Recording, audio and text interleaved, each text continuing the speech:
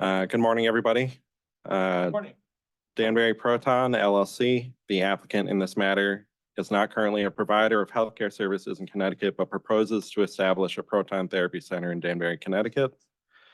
In its application, Danbury Proton represents that its proposal includes the acquisition of a proton beam accelerator, which is equipment utilizing technology not previously used in Connecticut, as well as a CT simulator for treatment planning purposes. The anticipated capital cost for Danbury Proton's project is approximately $96 million. Today is May 2nd, 2024. My name is Daniel Chuka. I am a staff attorney with the Office of Health Strategy. To my side is Dr. Gifford, who will introduce herself now. Good morning, everyone. I'm Deidre Gifford, and I'm the Executive Director of the Connecticut Office of Health Strategy. Thank you. Although I am here to assist and provide legal counsel, Dr. Gifford will be the one presiding over this matter. She will rule on all motions and will issue a decision that includes findings of fact and conclusions of law upon completion of the hearing.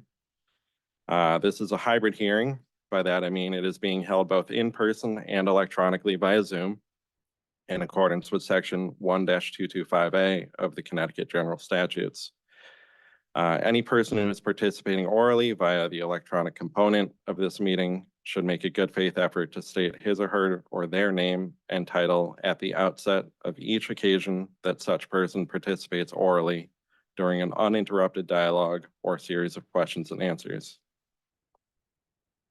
Sign up for public comment has started and will continue until 12 p.m. If you would like to supply commentary, please sign up either in person in the hallway or in the Zoom chat box. You can also submit written comments to concomment@ct.gov for up to 7 days after the hearing today.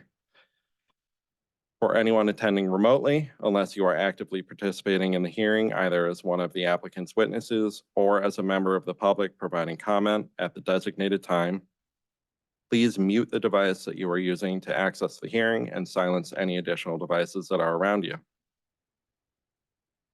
This public hearing is held pursuant to Connecticut General Statutes, Section 19A-639A sub F sub 2.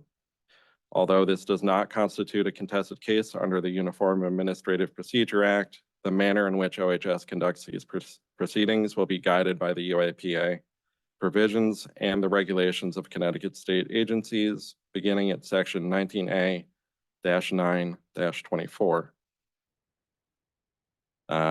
I will be asking questions of the witnesses as well as Dr. Gifford. Other OHS staff members are also here to assist us in gathering facts related to this application and may also be asking the applicant's witnesses questions.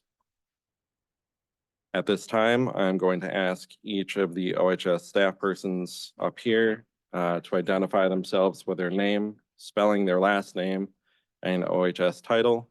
So I'm going to start with Steve. Good morning. Stephen Lazarus, Lazarus, and I'm the CON Program Supervisor.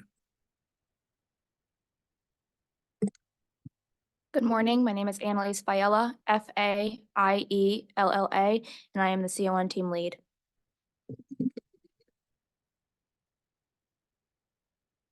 Morning, Yadira McLaughlin, OHS Planning Analyst, MC capital L-A-U-G-H-L-I-N. Thank you. Also present is Faye Fentis over there in the corner, who is another OHS staff member that is assisting with the hearing logistics, gathering of names, and providing miscellaneous other support. The Certificate of Need process is a regulatory process, and as such, the highest level of respect will be accorded to the applicant, members of the public, and our staff. Our priority is the integrity and transparency of the process. Accordingly, decorum must be maintained by all present during these proceedings. This hearing is being transcribed and recorded, and the video will also be made available on the OHS website and its YouTube account.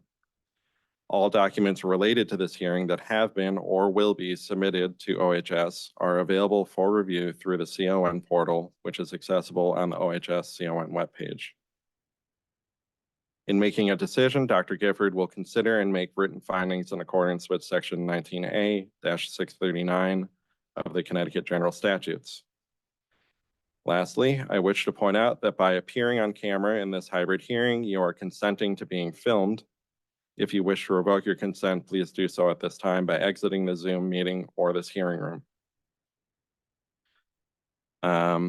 So I'm going to start by going over the exhibits and items of which we are taking administrative notice, and then I will ask if there are any objections. The CON portal contains the pre-hearing table of record in this case. At the time of its filing a couple days ago, the exhibits were identified in the table from A to M. That's M as in Michael. The applicant filed a few more documents yesterday that are not included in that table. We're going to mark the PDF presentation as Exhibit N, the compilation of support letters as Exhibit O, and the single support letter as Exhibit P. And we will update the table of record accordingly after the hearing. Does anyone from OHS have any additional exhibits that they want to enter into the record at this time? Thank you. Counsel for the applicant, can you please identify yourself for the record? Good morning, Attorney Chuka, David Hardy, along with Makana Ellis from Carmody, Torrance, Sandak, and Hennessy. Thank you. So do you have any objections to the exhibits that we have just gone over? We do not. Thank you. So all are identified and marked as exhibits and are entered as full exhibits. Attorney Hardy, do you have any additional documents that you wanted to enter before we get started? We do not. Thank you. In terms of administrative notice, we're going to be taking administrative notice of the statewide healthcare facilities and services plan and its supplements, the facilities and services inventory, OHS acute care hospital discharge database, all payer claims database claims data, hospital reporting system, that's HRS, financial and utilization data, and community health needs assessments. Obviously, some of those are more relevant than others to this, but you should know that we're taking administrative notice of those databases. We're also going to be taking administrative notice of the following CON dockets. One is docket number 20-32376, CON, and that's Danbury Proton's first application docket. And docket number 19-32339, CON, and that's the one where Connecticut Proton Therapy Center, Hartford Healthcare, and Yale New Haven Health Services sought to establish proton therapy in Connecticut. Attorney Hardy, do you have any objections to those administratively noticed dockets or documents? No objection. Okay, thank you. So as the hearing progresses, we may also take administrative notice of other information, including prior OHS decisions, agreed settlements and determinations that may be relevant, but which have not been identified as of yet. The applicant will, of course, have an opportunity to respond to those if one of those should come up. We will proceed in the order established in the agenda for today's hearing. I would like to advise the applicant that we may ask questions related to your application that you feel you have already addressed. We will do this for the purpose of ensuring that the public has knowledge about your proposal and for the purpose of clarification. I want to reassure you that we have reviewed the docket and will do so again before issuing a decision. As this hearing is being held in hybrid fashion, we ask that all participants attending via Zoom enable the use of video cameras when testifying or commenting remotely during proceedings. All participants and the public should mute their devices and should disable their cameras when we go off record or take a break. Please be advised that although we will try to shut off the hearing recording during breaks, it may continue. If the recording is on, any audio or visual that has not been disabled will be accessible to all participants. That's inclusive of inside this room. Public comment taken during the hearing will likely go in the order established by OHS during the registration process. However, we may allow public officials to testify out of order. As I mentioned earlier, registration for public comment has already begun, and comment is currently scheduled to start at 12 p.m. If the technical portion of this hearing has not been completed by 12 p.m., we may postpone public comment until the technical portion is complete. The applicant's witnesses should remain available after public comment, as OHS may have additional follow-up questions based on the public comment. Attorney Hardy, are there any other housekeeping matters or procedural issues that you would like to address before we start? No, not at this time. Thank you. So Attorney Hardy, would you like to make an opening statement or an opening presentation? Thank you, Attorney Chuka, and good morning, Director Gifford and all of OHS staff. I first wanted to express our sincere gratitude to OHS staff for working very hard and very diligently and efficiently to get us to this important point in the process. We have a lot of ground to cover, so what we intend to do is have Stephen Courtney, the Managing Director of Danbury Proton, be our first witness. He'll give an overview of the presentation we intend to make this morning, identify our witnesses and the topics that they intend to address. We will try to be as brief as possible. We want to talk about what you want us to talk about, and so we look forward to the question and answer session. Also in the category of time saving, since this application is not opposed, I'll waive making a closing argument, and so we can focus on the facts and the witnesses that are here today. Thank you. Can you please identify all the individuals in the room by name and title who are planning to provide opening remarks? Certainly. So our first witness will be Stephen Courtney, Managing Director of Danbury Proton. We also have with us Dr. Lana Boucher, who'll be providing remarks. We have Dr. Les Yanamoto, who'll be providing remarks. We have Mr. Drew Crandall and Jack Hardy. Thank you. So I'm going to swear all of them in first, and then I'm assuming some of the people attending remotely are also going to be making remarks, so I'll swear them in separately. Correct. So if you can all please raise your right hand, I would appreciate that. Thank you. Do you solemnly swear or solemnly and sincerely affirm, as the case may be, that the evidence you provided in your pre-file and the evidence that you shall give or have already given in this case shall be the truth, the whole truth, and nothing but the truth, so help you God, or upon penalty of perjury? Thank you.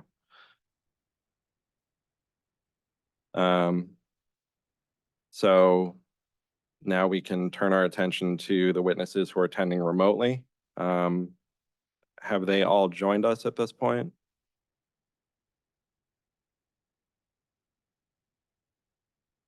Or if you'd prefer, Attorney Hardy, we can start until they. So yes, so we have Dr. Andrew Chang on the Zoom. We have Christopher Gonzalez on the Zoom. We have Aria Chilik on the Zoom, Don Nelson on the Zoom, and Mr. Stephen Coma on the Zoom. We're missing one witness, but certainly we can proceed with the swearing in of these witnesses. Okay. Okay. So the witnesses who are attending remotely, if you can all please raise your right hand. Do you solemnly swear or solemnly and sincerely affirm, as the case may be, that the evidence you provided in your pre-file and the evidence that you shall give or have already given in this case shall be the truth, the whole truth, and nothing but the truth, so help you God, or upon penalty of perjury? I do. Yes. Thank you. Oh, sorry. Okay. Was he sworn in? I didn't. Okay. Thank you. So to the witnesses, I just want to start by saying that we have read and are familiar with all 161 pages of your pre-filed submission. Well, I'm not sure if everyone in this room has reviewed what was submitted yesterday, but I have reviewed the presentation that was submitted yesterday. If you plan to make any additional opening remarks today, that's fine. But since there are 11 of you, please try to limit your comments to only summaries and new information that has not been provided up to this date. When giving your testimony, make sure that you state your full name and adopt any written testimony that you have submitted on the record prior to testifying. So Attorney Hardy, you can now proceed with your witness's testimony. Thank you. We'll call Mr. Stephen Courtney.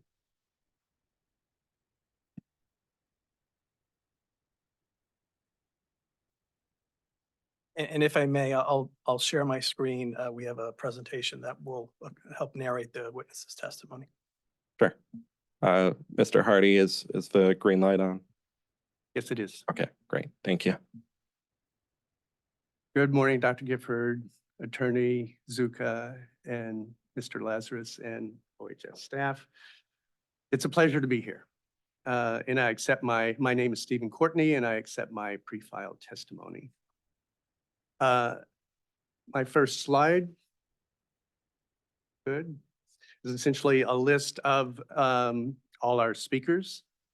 And I had intended actually to spend some time talking about my association with all these speakers over the years, some of which have been over 35 years. Next slide. And a bit about what they were going to say, but we got a reminder memo from Attorney Zuka yesterday that said, it looks to me like with 85 slides, you're going to go way too long. I was, and I must admit, I had not timed myself. And when I did, I was a major violator of the 5-minute expectation. I don't want to stop you. I just want to make sure that, are we on the correct slide? Who's controlling the slides? Let's start there. Okay. Okay. So, Attorney Hardy, you're not having any issues, are you?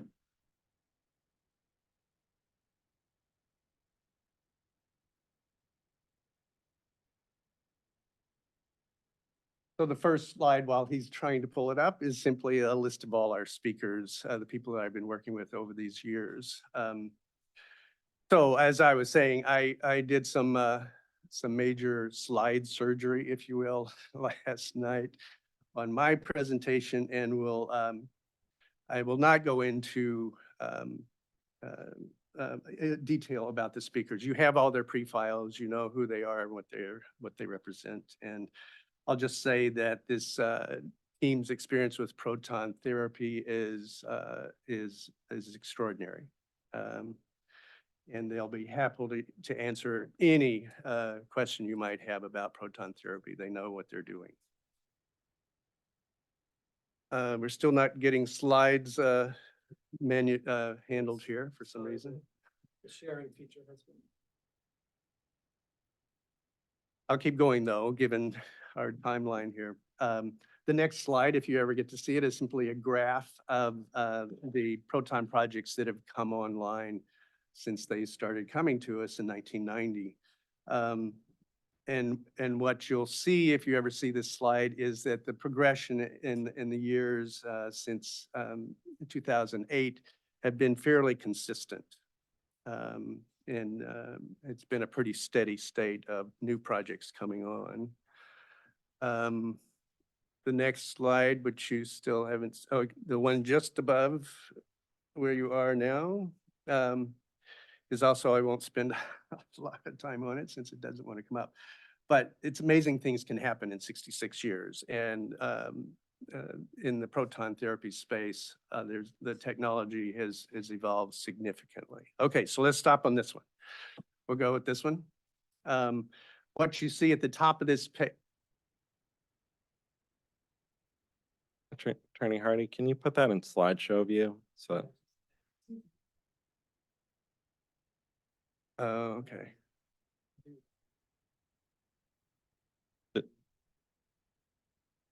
The timeline across the top you can't read, but that's okay. We blow up each section as I go along.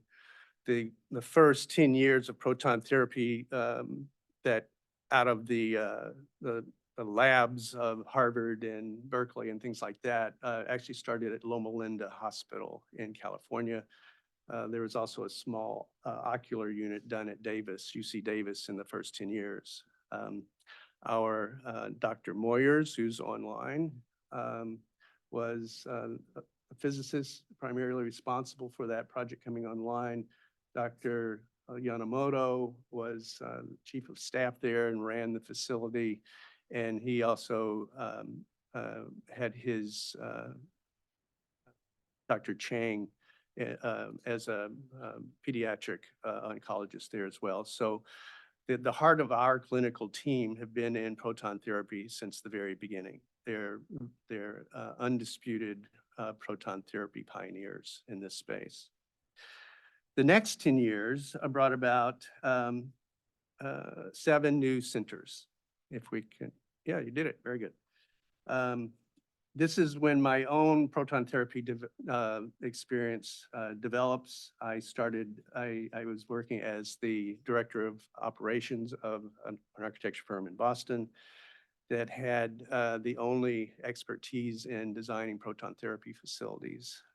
And I was involved in the Houston project, MD Anderson, Jacksonville, Oklahoma City, Philadelphia, Chicago, Hampton, Virginia.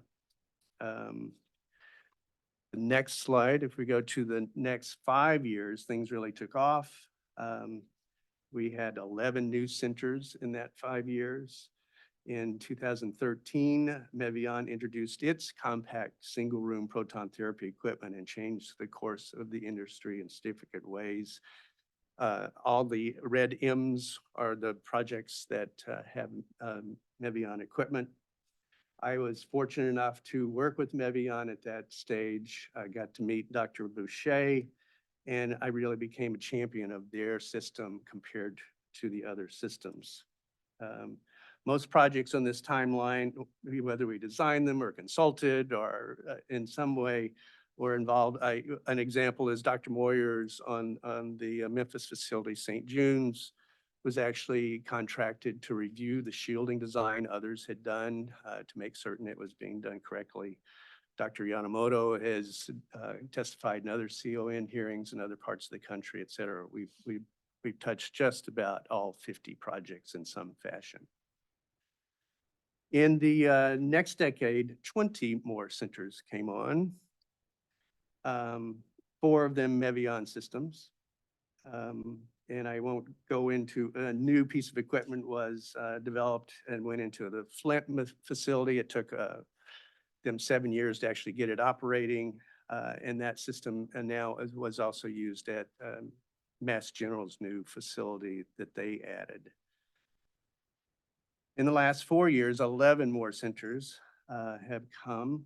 And as you can see by the timeline in 21, there was only 1 center that came on. So COVID took a significant bite out of the development of proton therapy.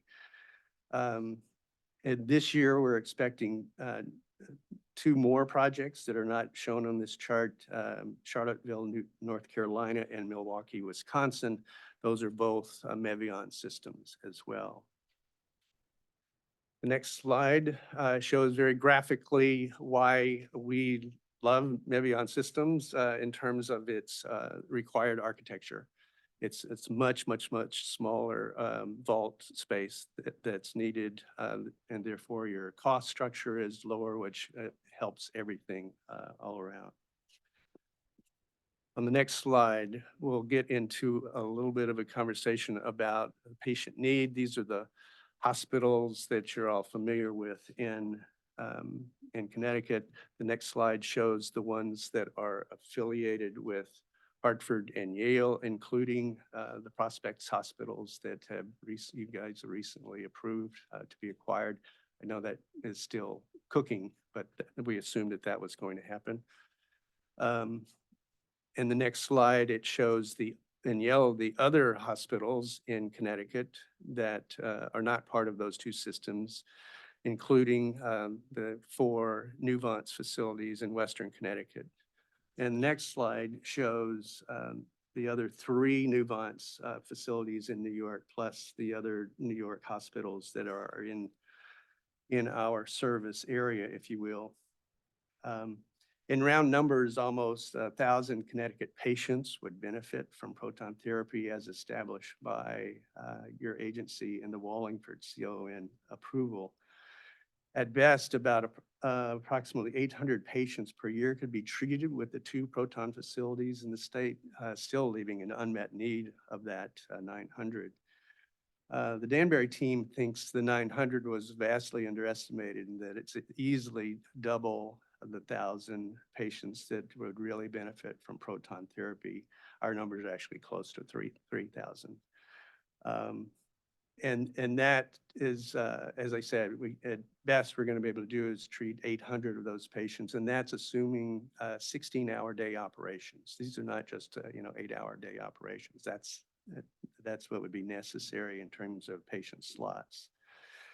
This would make the weekly decisions of who not to treat very difficult, given the limited treatment sites.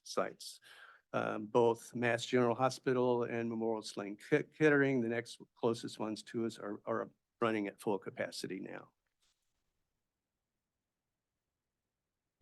I'll move quickly through this next slide, which talks about our patient focus. We're pretty excited about this fairly new platform. I spoke about it in great detail in my pre-file testimony, so I won't spend time here given we're trying to trim this up. Next slide just shows the portal that people can use. It makes it easy for people to ask for things that they need because people have a hard time asking for it, and makes it easy for people that want to help to know what kind of things they can do for that patient.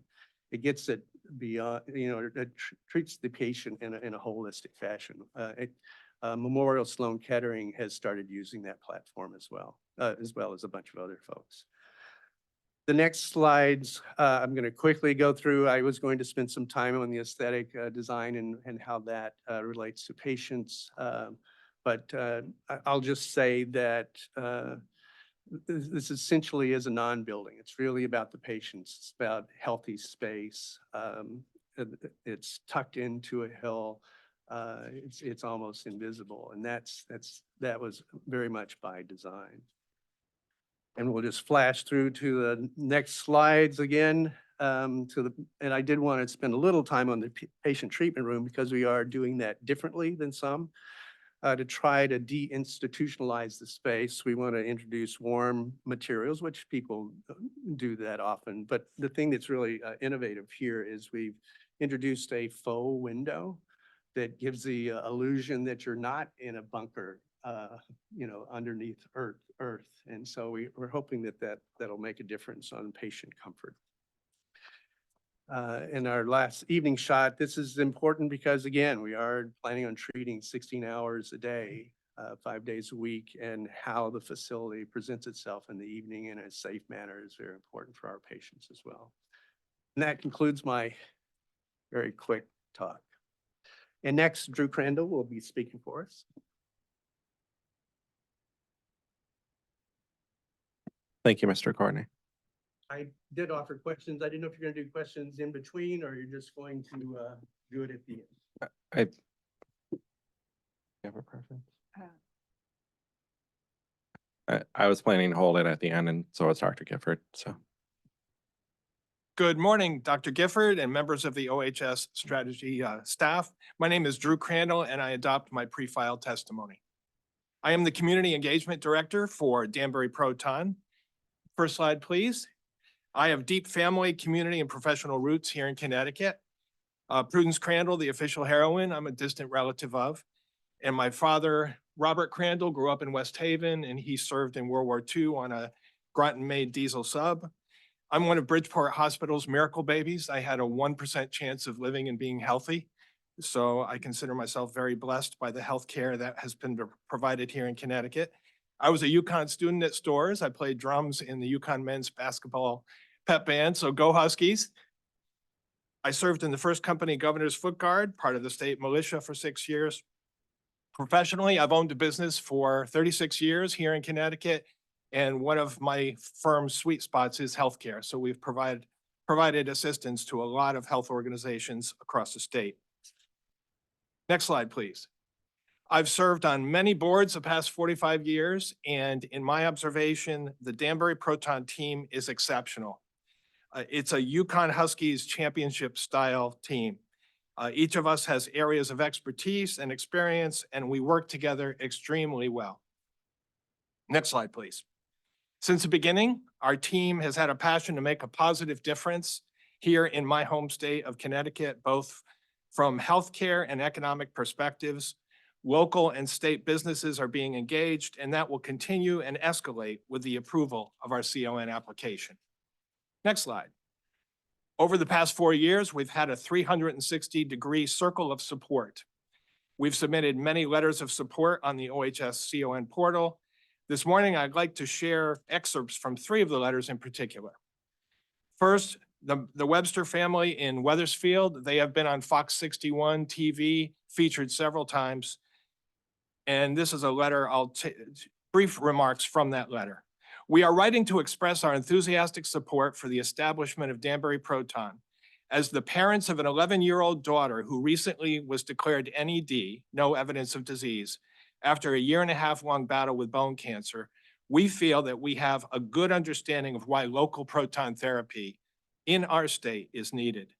The significance of proton therapy in cancer treatment cannot be overstated. We were grateful to have been given the opportunity to travel to Boston for proton therapy. However, we know that option is not open to everyone. We wholeheartedly endorse this initiative and commend the dedication and vision of all those involved in bringing Danbury Proton to fruition. Thank you for your dedication to this important cause. From the Connecticut Cancer Foundation, our mission is to financially assist Connecticut cancer patients and their families with basic living needs and to fund cancer research.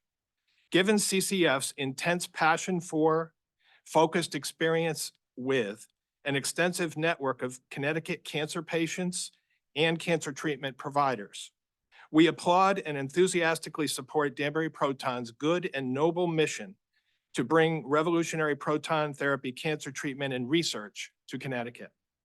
This advanced treatment is growing rapidly across the United States and around the world. It's about time that we have it here. Connecticut cancer patients and their families need access to proton therapy locally. Let's get it together and make it happen. The sooner, the better.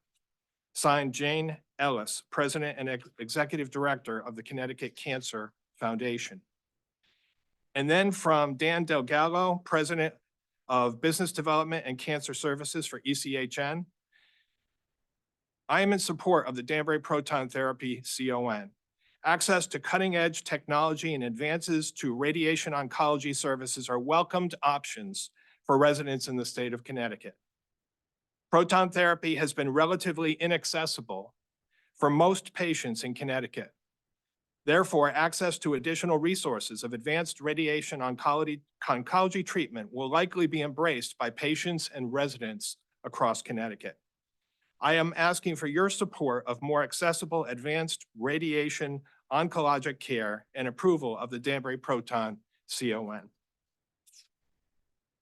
The Danbury Proton team is eager to bring proton therapy cancer treatment to Connecticut. For me, it's a bucket list situation. My maternal grandfather died of cancer. My mom died of cancer. Cancer was a contributing factor in my dad's death. I have a cousin who died from cancer and a brother-in-law who died from cancer. We are looking forward to fulfilling our mission as soon as OHS approves our CON. Thank you for this opportunity to share today. Thank you. So our next witness will be Dr. Michael Moyers, who is on the Zoom.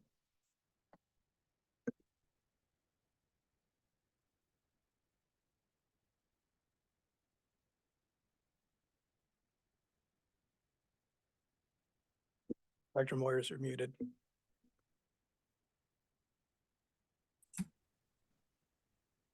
Okay, can you hear me now? Yes.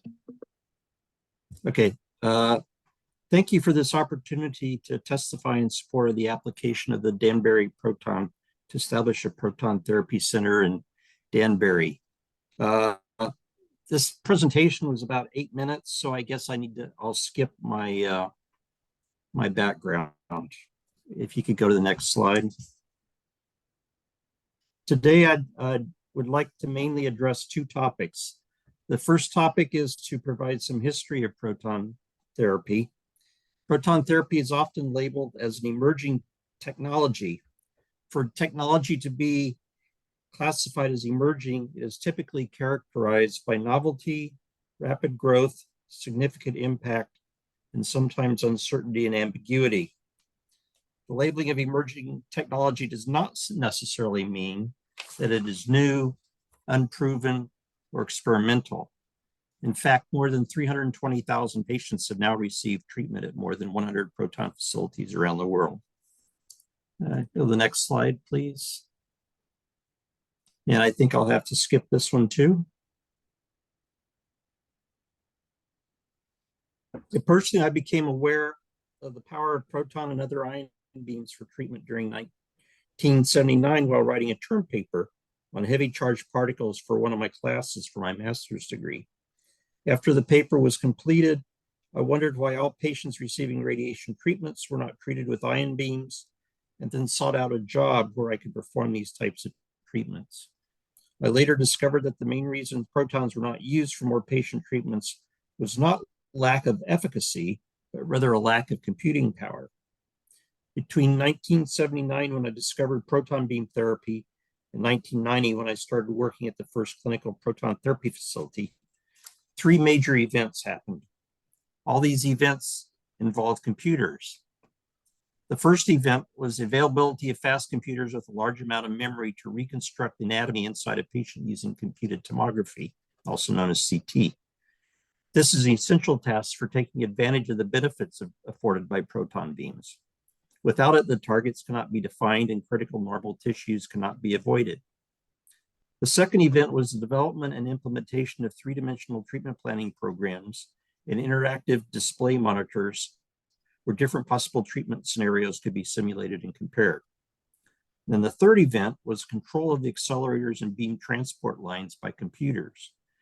Previously, the beam parameters inside the accelerator and beam transport lines had to be adjusted manually before and during each patient treatment. This arduous task, referred to as tuning, meant that more time was spent preparing the beams than were used for treatment. In addition, treatment sometimes had to be paused while changes were made.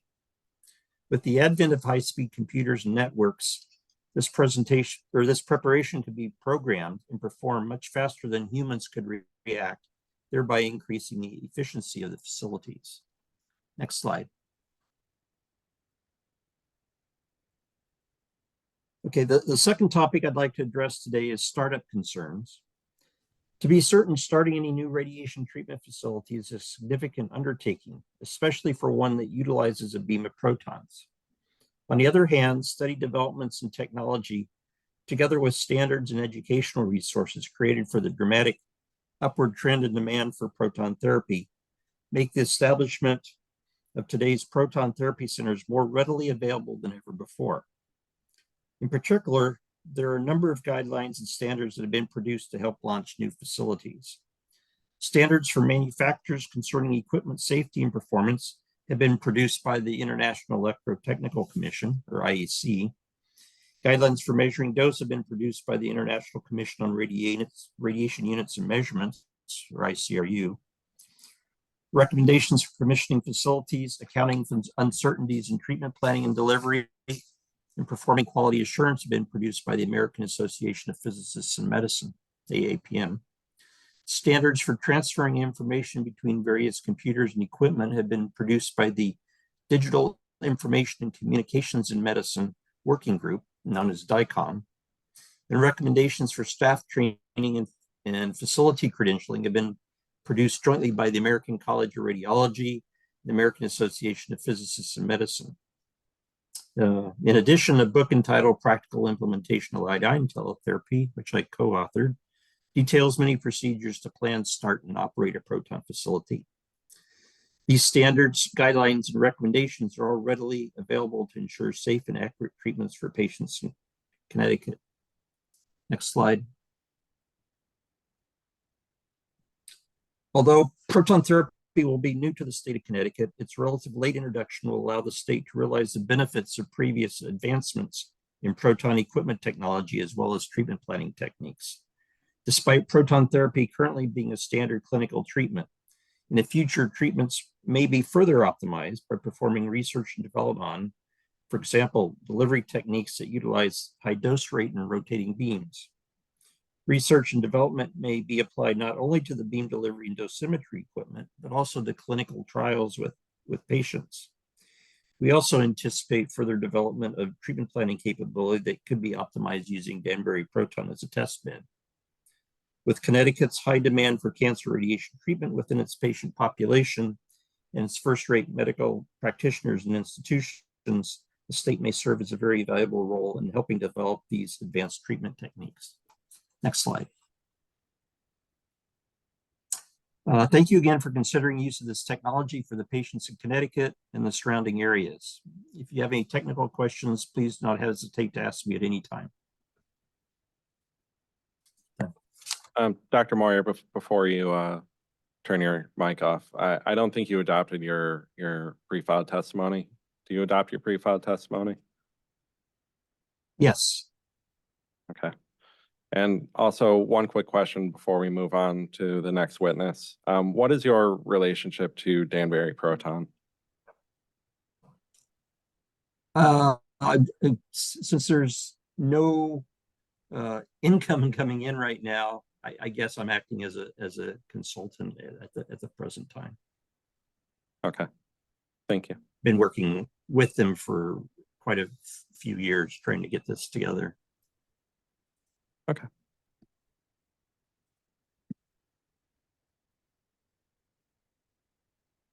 Thank you, Dr. Moyers.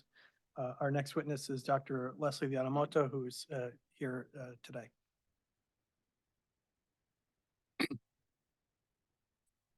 Good morning, Dr. Gifford and staff of the OHS. I'm Les Yamamoto, and I adopt my pre-filed testimony or file information. Only have one slide, so. Yeah, what I like to do is give a rationale for proton therapy based on pure physics and biology. As a radiation oncologist, I treat patients with cancer, and radiation oncology treats about 60% of all cancer patients. We have 1.9 million people a year with new cancers in the United States. The cancer therapies, I call them MRS, are the standard therapy. M is medicine, chemotherapy, immunotherapy, hormone therapy. R is radiation, which we're talking about today. And S is surgery. Some cancers need one, most need 2 or 3 of these modalities as part of it. In terms of radiation therapy, we try to do what we all do as physicians, is to do the least amount of harm and the most amount of good. Well, proton therapy follows that theme. In terms of radiation oncology, we try to adopt the way of disturbing less normal tissue and killing more cancer cells, just like anything else with surgery or chemotherapy. So the slide that I have there is a representation of what proton therapy does and how it relates to radiation oncology. On the left side of the graph is absorbed dose, similar to chemotherapy. The more dose you give, the more effects you have, both in cancer killing and side effects. On the bottom of the graph, the x-axis tells the depth into the body. How far in does the dose gets distributed? Similar to a medication like a chemotherapy drug, it gets distributed through the body. Radiation is the same way, and it's the same kind of idea of more dose, like in milligrams for medication. For us, it's rads or centigrade. The more dose, the more effects, both cancer killing and side effects. So on the left side of the graph where it says absorbed dose, we have a beam that's coming from the left and going to the right and shows the effects of radiation. The standard radiation is called X-rays or photons.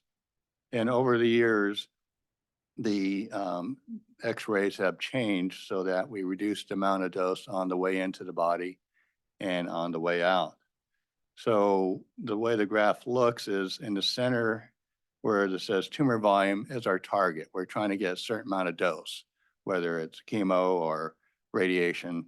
That's what we're prescribing. But to do that, we have to go through the body, just like chemo or surgery. There are normal tissue disturbed. So going from left to right, if you see the absorbed dose, we almost give over twice as much dose in the normal tissue to reach the tumor and then continue on to treat the tissue behind it that doesn't have cancer, but we can't stop the beam. That's just the X-ray. That's why you can put a film on the other side and just see what you just did, take imaging. So over the years, we changed the machine and upgraded it and had more technology. So in the 1930s, 50s, we had orthovoltage, cobalt, 1960s and 70s, and the Linux is 6 to 8 MV in the 70s, 80s, and now the modern Linac goes up to 18 to 23 megavolts, million megavolts. So what that means is with that technology improvement, we're reducing the amount of dose on the way in, reducing the harm and side effects of the tissue going into the body. And that's the revolution. Hopefully nobody's using super voltage or cobalt machines anymore. They're using the modern Linac, and estimates there's 4,000 in the United States treating 60% of all of the cancer patients. What's different is you see on the red line is protons. It's a particle, so it has a different characteristics. Same amount of damage to normal tissue and cancer depending on the dose, just like a medication. But the difference of the physical characteristic is that it reduces the amount of radiation on the way in by at least a half compared to the X-ray or photon machines. And what's really great, it stops. Once you hit the tumor, it stops. The tissue behind the tumor does not get any radiation and side effects. If you think of a radiation beam going to a sinus tumor going into your head, X-rays would go out the back and enter the brain. Or protons would come in and stop and not hit the brain, but do the effects to the tumor in a sinus between the eyes as one example. And this has only been around recently because of the technology that Dr. Moyers has talked about. Even though it first started in 1954, it took, this is before CTs and this before cell phones and all these other stuff. Now it seemed reasonable that we should have that.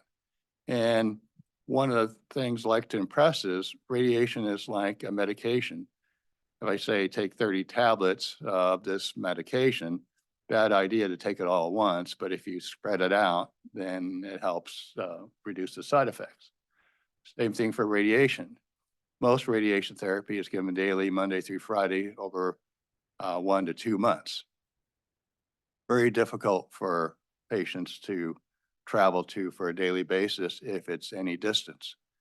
In Connecticut, it is distance. You have to go to Boston or you have to go to New York. We like to have it here so that the patients can get it. And in my experience as a radiation oncologist, a lot of patients, even with regular radiation, do not get the treatment that they need and deserve simply because it's not conveniently close. And that's why we are stressing that not just one, but multiple proton centers in the state of Connecticut. And I appreciate your time and attendance. Thank you. Thank you, Dr. Yamamoto. Our next witness is Donald Nelson. He is testifying via Zoom.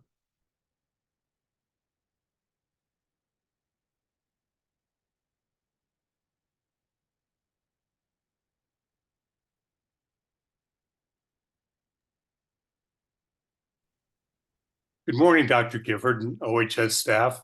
My name is Don Melson, and I'm the Director of Finance for Danbury Proton. Having been born and raised in New Britain, in fact, my childhood home was less than 2 miles from where you are today. I'm pleased to be here to discuss the cost benefits that Danbury Proton will bring to Connecticut residents, as well as the financial viability of the center. I adopt my pre-filed testimony. As background, for the past 30 years, I've held senior financial roles with well-known life science, biotech, and medical technology companies in the Boston area. Prior to my current role, I was Chief Financial Officer of Mevian Medical Systems from 2013 to 2018. In my role as CFO, I was exposed to all aspects of the company's technology, competition, customers, as well as the economic outcomes of those customers. After leaving Mevian, I joined Danbury Proton as I viewed the business was poised for success due to the favorable site demographics, single room design, and a particularly strong management team. I will now turn my attention to the cost effectiveness of proton radiation, my first slide. As you have heard, proton radiation's major benefit versus photon or X-ray radiation is that it minimizes the secondary effects of radiation dose to the healthy tissue while effectively radiating the tumor. Though the initial cost of photon treatment may be less than the current cost of proton radiation, the total long-term cost of photon radiation, including subsequent treatment and care, lost income / workplace contribution, not to mention patient suffering, can exceed the cost of protons. Another benefit of protons' lower secondary radiation impact is that the radiation dose intensity can be increased to the tumor versus that of photons. Also known as hypofractionation, this evolving technique opens the door to fewer treatments and lower costs and a shorter, less intrusive treatment period. Finally, single-room proton systems are the most efficient and risk-reduced method to build proton radiation capacity within the state. Early proton centers were very large, expensive multi-room centers costing in excess of $200 million. Because of their size and cost, such centers were frequently underutilized, contributing to financial instability. Alternatively, single-room centers are less expensive and can be situated near the local populations they serve.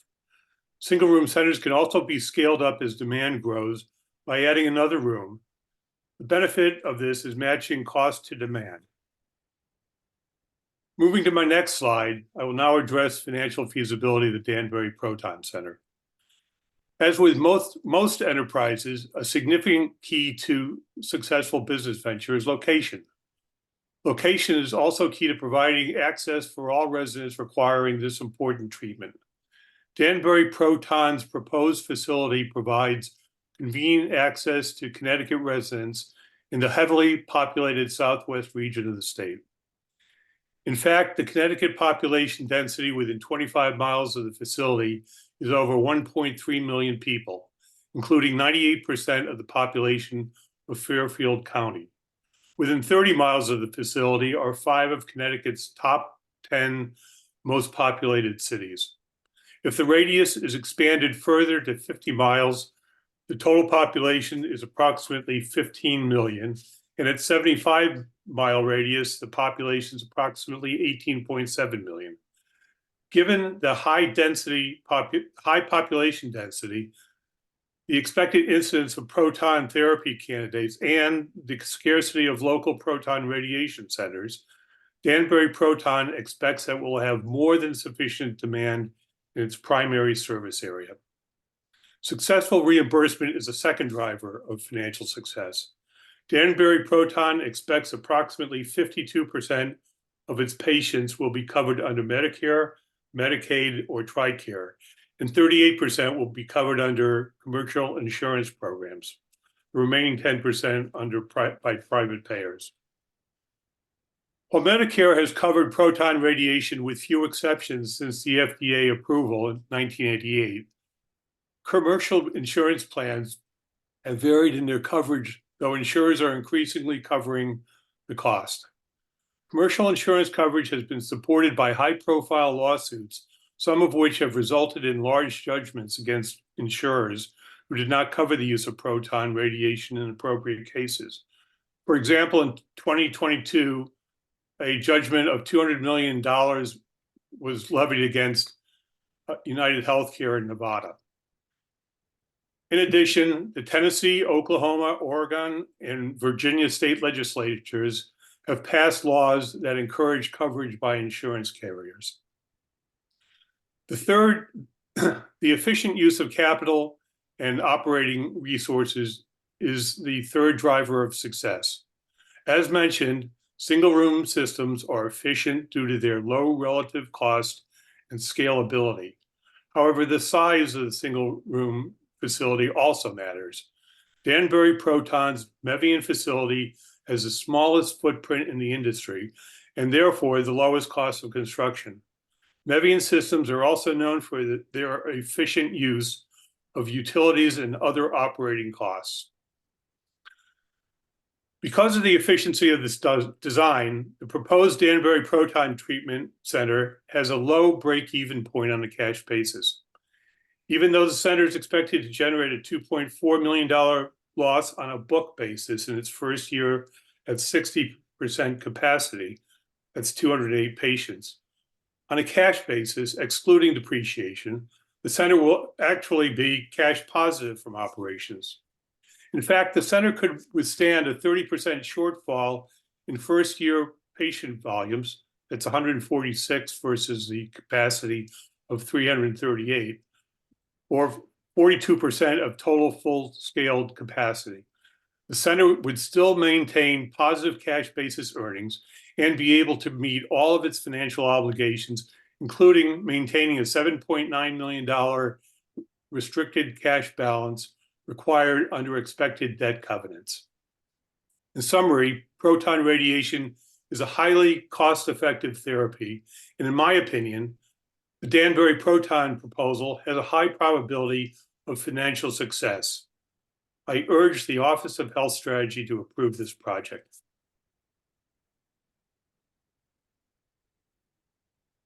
Thank you, Mr. Melson. Our next witness is Daria Chilek. She is also testifying via Zoom.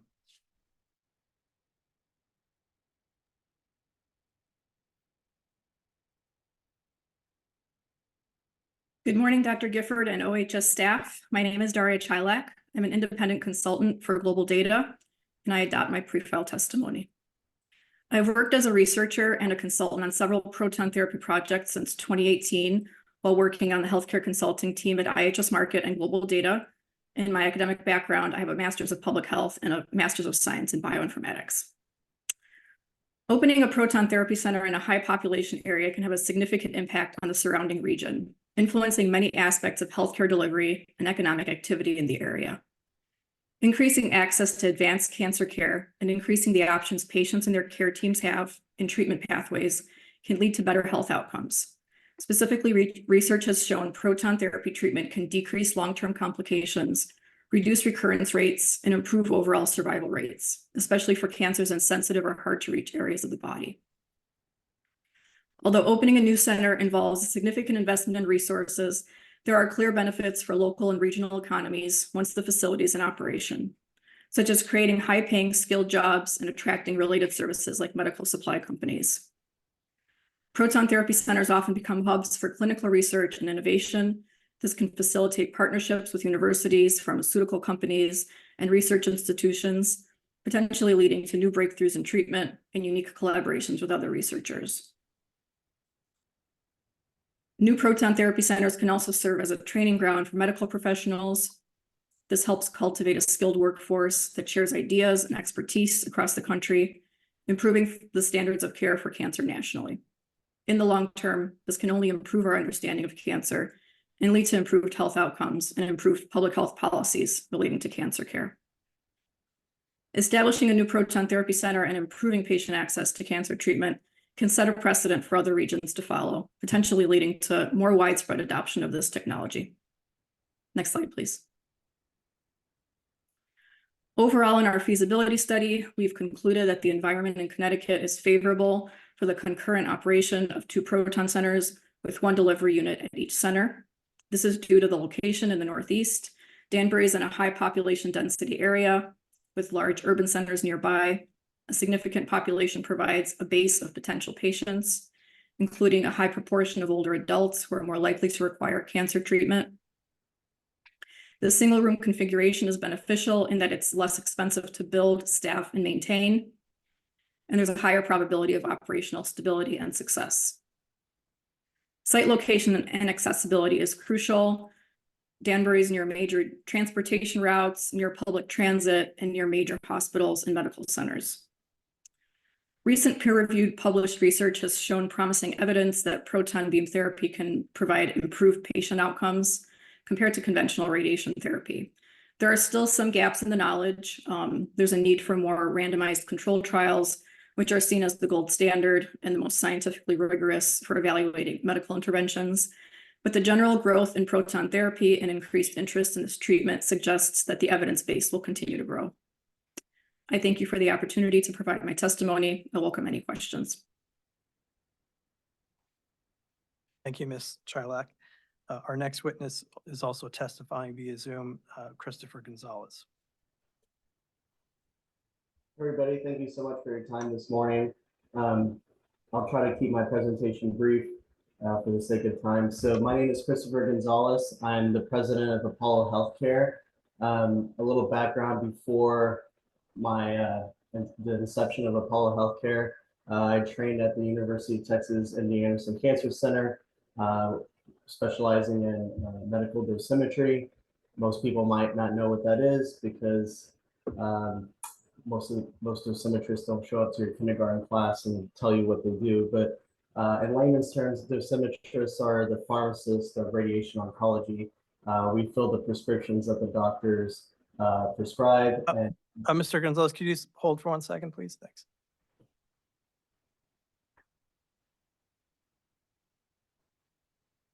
Chris, if you could try to get a little closer to the microphone. Oh, hold on 1 second. You all hear me better now? Yes. Thank you. Sorry. As I was saying, I'm a medical dosimetrist by trade. I've been a clinician on the dosimetry side for since 2014, I'm sorry. And then I quickly got into the business side of radiation oncology, hence the inception of Apollo Healthcare. Next slide. So at Apollo Healthcare, we now represent about 40% of the proton centers within the United States. And when I say represent, we are a contractor for these centers to help patients get access to proton therapy through their insurance companies. And I can say throughout my time, the curve has gone, which is, it's not good for our business, but good for patient access, where proton therapy through the commercial payers have increased access naturally without us having to do appeals or quote unquote fight or enlighten the insurance companies. So when we started Apollo Healthcare, I would say about it was roughly around 70% of our denials for proton therapy were getting denied. Our submissions were getting denied. Now that's flipped. Our upfront submissions are mostly getting approved, mainly because most of the payers, including the large payer in Connecticut, which is Anthem Blue Cross, have changed their medical policies drastically, which is a good thing for patients to actually get approved. So now we're seeing multiple disease sites that we were normally having to appeal to get approved are already getting approved on first pass submissions. So that would include all of your CNS tumors, all pediatrics, all basal skull tumors, head and neck.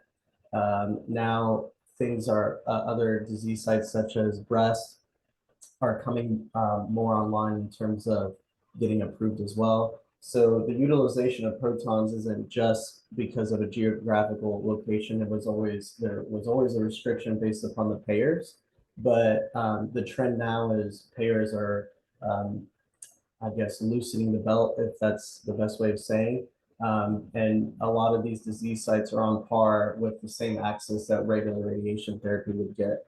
And then lastly, Medicare itself, for y'all's region, or for that matter, every region in the United States, I wouldn't say covers almost every disease site, but above 95% of the disease sites Medicare covers, and it's normally at 100%, depending on if a patient has a supplement or not. But in theory, we've never had any issues with Medicare approving proton therapy thus far.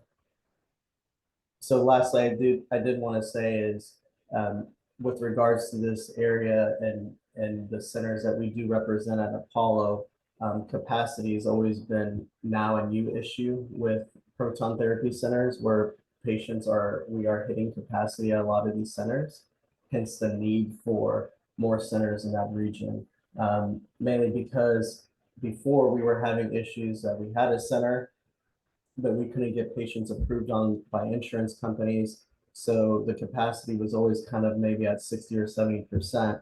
Well, now that insurance companies are covering proton therapy, which is great, it's kind of like squeezing another rubber band around a balloon, something else pops out somewhere. And again, most of our centers are having capacity issues. And unfortunately, that capacity metric is very hard to capture because a lot of patients end up getting regular radiation and it's hard to capture that data. But from an anecdotal standpoint, most of our centers are at capacity at this point. And with that said, I wanted to keep it short and thank you for your time. Thank you, Mr. Gonzalez. Our next witness is Steve Coma. He's also testifying via Zoom.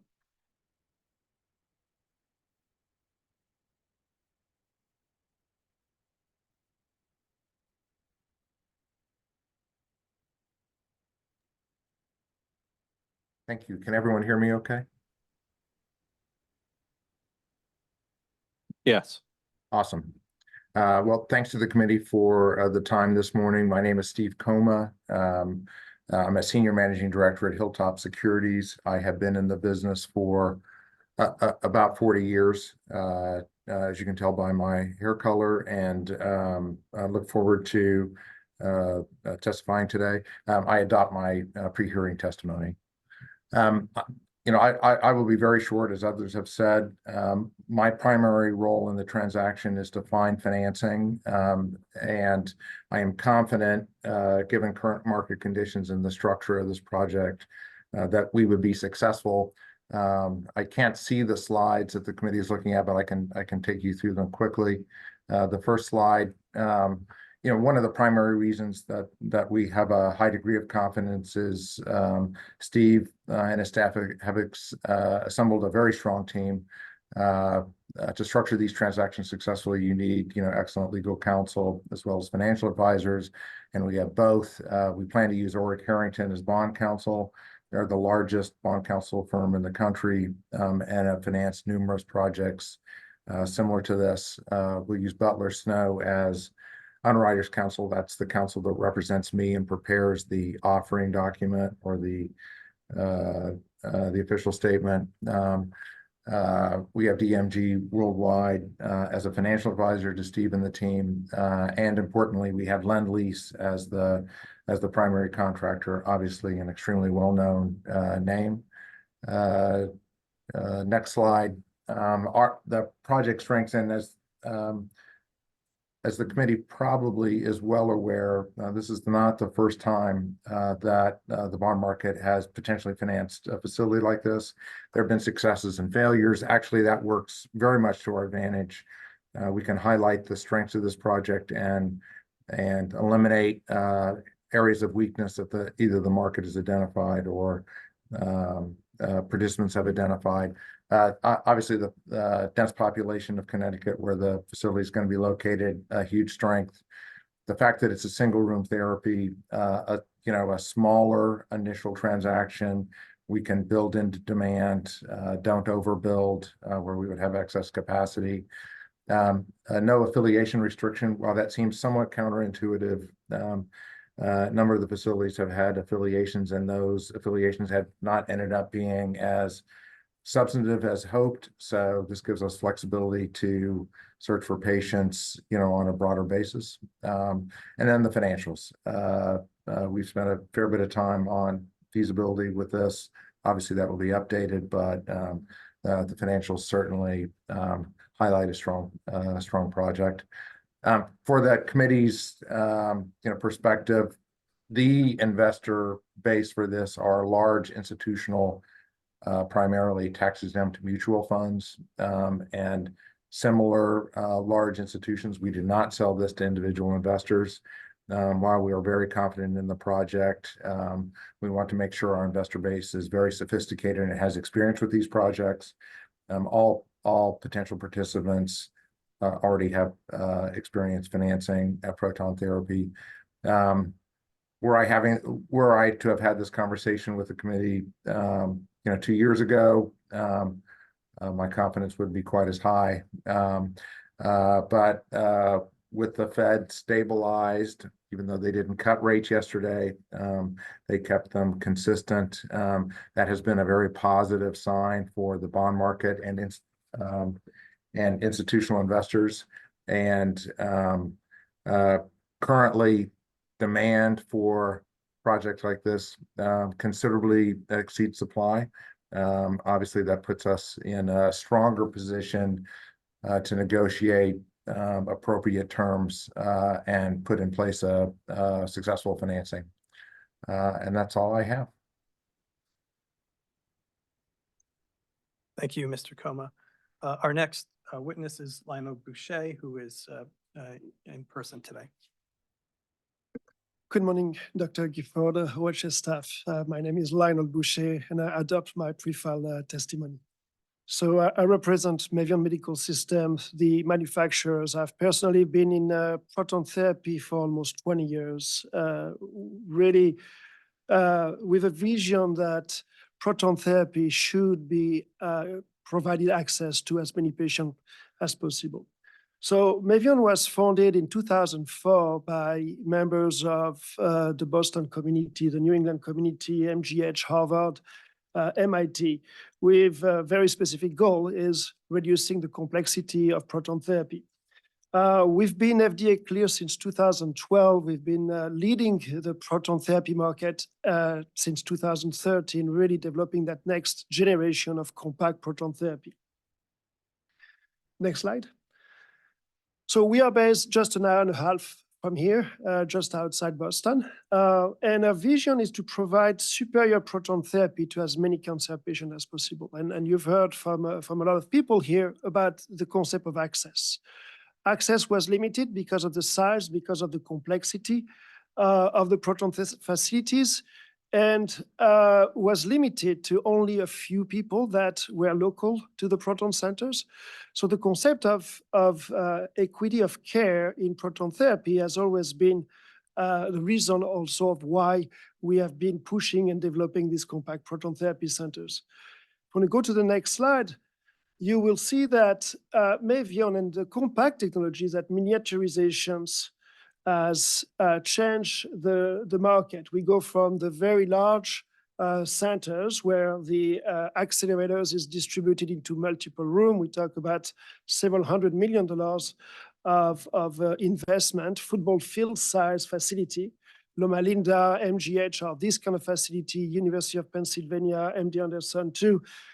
Proton centers that are really much more similar to linear accelerators. They are integrated. They can be integrated within existing facility. They can have a support staff that are very similar to conventional radiation therapy. So, and the operational success have been proven where some of the large centers have had financial difficulty. These compact centers, the Mevion centers, our experience has been that the proton centers are successful. You've seen the history. This is a very long history because the technology is complex. And today we are, if you want to go to the next slide, we have seen since 2020 more single room proton centers being developed in the US than multi-room centers. Because again, this concept of access, the concepts of being able to integrate within an existing radiation therapy, And if you want to go to the next two slides here, what proton therapy becomes is a tool in the toolbox. It's a tool in the toolbox of a radiation therapy. As Dr. Yamamoto said, is about delivering radiation very precisely, sometimes more. The more you can deliver, the more you can control the tumor. So how have we achieved that? When I go to the next two slides, you'll see that it's a question of miniaturizations. We've seen that, we've experienced that, and I like to show that evolution of the miniaturization of the technology that is with us today, with all of us, miniaturization of cell phone, normalizations also of cell phone. And we've done the same thing through technology, where the proton therapy accelerators, the generators, used to be 250 ton. Today, it's just 15 ton. It's the diameters of about 2 feet diameters, where we accelerate the proton, and the same proton, same clinical proton come out of the accelerators that you see on the right, that the accelerator that you see on the left, just the size is smaller. With a smaller size, what we do is can put everything into one single box, single room. So that single room is, if you want to go to the next slide, this is 3 stories, you've seen it. But the environment is a very clinical environment, very similar to conventional radiation therapy. And the Danbury project is doing a great job, when I go to slide 68, to really develop an environment that is pleasing to the patient, and that's very important. So we develop an environment that current staff in radiation therapy can actually use, but here they're doing even further by developing an environment that is actually pleasing to the patient. So the technology continued to evolve, and we are excited with this project, just being an hour and a half away from a factory, from the manufacturing environment of where we build the system. And we continue to evolve technology to be more and more precise. And here is a development that we are doing, combining imaging, combining more precise beam options to be able to deliver the radiation more precisely, more efficiently. Some of our patients today are treating some of our centers today are treating as many as 40 or 50 patients a day, and very successful. They are doing that because we are keeping the clinical workflow to very standard radiation therapy workflow. We call that IGRT, image-guided radiation therapy. So today in the US, we have, Mevion has about 20 centers, or 20 different centers. We have about 12 or plus centers that are clinical. We have several also under development. We're very excited with the opportunity of this project. We do see that importance of access. We very often have patients coming to a factory, patients that have been treated with a machine, sharing their experience. And we hear the same thing, is proximity of care is important. The cancer journey is difficult. It's a long journey. It's a lonely journey. And it's a journey, as Dr. Yamamoto said, that will take 5-6 weeks. And 5-6 weeks of traveling can be very difficult, and it really develops some inequity of care. And so we're excited with this project. Thank you for your attention.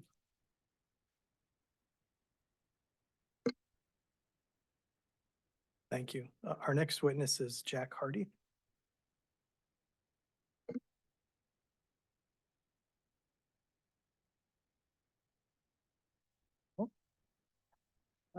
Good morning, Dr. Gifford and members of the OHS staff. My name is Jack Hardy, and I adopt my pre-filed testimony. I'm the Facilities Director for Danbury Proton, and I come before you today to speak about the unique designs and construction considerations included in our Danbury Proton Therapy facility. I've been in healthcare construction industry for over 30 years with an emphasis on radiation generating devices and facilities, and have had the opportunity to visit and study other existing proton therapy centers and the different systems they use. Prior to joining Danbury Proton, I spent 10 years at Mevion Medical Systems, helping to design and construct every one of the Mevion sites currently in operation, while developing concepts and designs for over 200 other locations worldwide. Until the introduction of the Mevion system, proton centers required large multi-room concrete vaults to house the proton accelerator and individual treatment rooms. Those systems required massive amounts of space and concrete to construct, and once operational would consume large amounts of electricity and fossil fuels to operate. The Danbury Proton Center examined these costs and the impact to the environment with an eye towards determining what contributions we could make in addressing the current climate change situation we're in, while at the same time minimizing the impact to the area while providing a safe, comforting space for our patients as they are battling their cancer diagnosis. To accomplish our goals, Danbury Proton selected the Mevion system as our primary treatment device, capitalizing on the reduced size of the vault and minimal support system spaces requirements, as Stephen noted in his presentation. We are then considered the impact to the existing surrounding area of the site and elected to construct much of the facility underground, embedding it within the natural topography of the site to allow for better interior environmental controls while maintaining the existing grades and flow of the land to preserve the field-like appearance of the former farm. Covering the building with a green roof of meadow grasses allowed us to preserve the natural habitat and biodiversity currently on site and minimize water runoff that eliminating green spaces would cause. For the operational systems of the facility, we elected to invest substantially in renewable energy sources, utilizing a geothermal heat pump system to provide the required heating and cooling of the facility, while allowing the building to operate without the need for fossil fuels. We also selected exterior window glazings that adjust automatically to shade the building from the thermal temperature gains usually encountered with large glass walls. And for the exterior of the site, we chose to use LED downlighting to safely promote illumination of the site while almost eliminating any light pollution that would negatively impact the local area and its nocturnal plants and animals. Finally, we recognized that patients afflicted with the cancer diagnosis require more than just a direct treatment of the disease. And we opted to provide additional spaces to accommodate the more holistic side of patient needs. To accomplish this, we included a significant amount of building space to allow our patients to maintain their dignity and privacy while they travel their cancer journey, provide spaces for their support people to be on site with them during treatment days, and provide an office of support personnel to assist them in finding resources to help them access and recover from their treatments. But to thank you again for considering this unique facility and technology, and I look forward to helping to bring the benefits of this facility to Connecticut cancer patients. Thank you. Thank you, Mr. Hardy. Our last witness is Dr. Andrew Chang, and he is testifying via Zoom.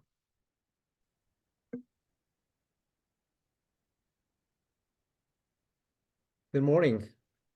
Thank you for giving us a chance to present with you some information about our involvement with the Danbury Proton project. My name is Dr. Andrew Chang, and I'm a radiation oncologist by training. I adopt my pre-filed testimony. I have been involved in proton therapy for the last several decades with a primary focus on a clinician treating pediatric cancers and breast cancers. And the reasons that the pediatric population is particularly seen as beneficial for receiving proton therapy is because the pediatric body is very sensitive to the exposure of radiation to the normal developing tissue.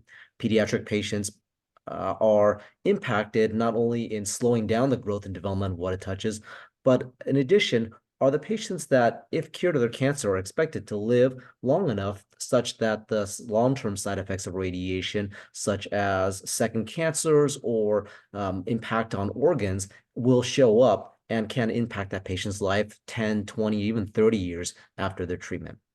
And it's for that reason that once proton therapy started becoming more widely available in the early 2010s or so, that we saw a very quick uptake in the numbers of patients that were being sent for proton therapy in the pediatric population.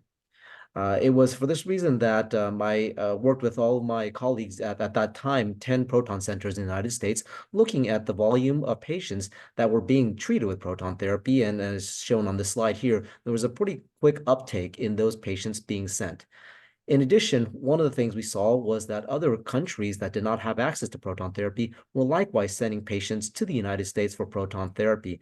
And in 2012, there was about 19% of all the patients treated with proton therapy in the United States actually came from outside the United States. At its peak, the United Kingdom, before they had built their first proton center, were sending about 120 patients per year to the United States for us to treat. And I treated about half of those patients. Next slide. kind of this is the poster child of what we think about and why we look at the benefits of proton radiotherapy in these patients. This is an example of a 10-year-old girl that had a brain tumor that we typically would treat with surgery to the main tumor in the back of the brain there, as well as chemotherapy, and then radiation to the entire fluid of the brain and spine.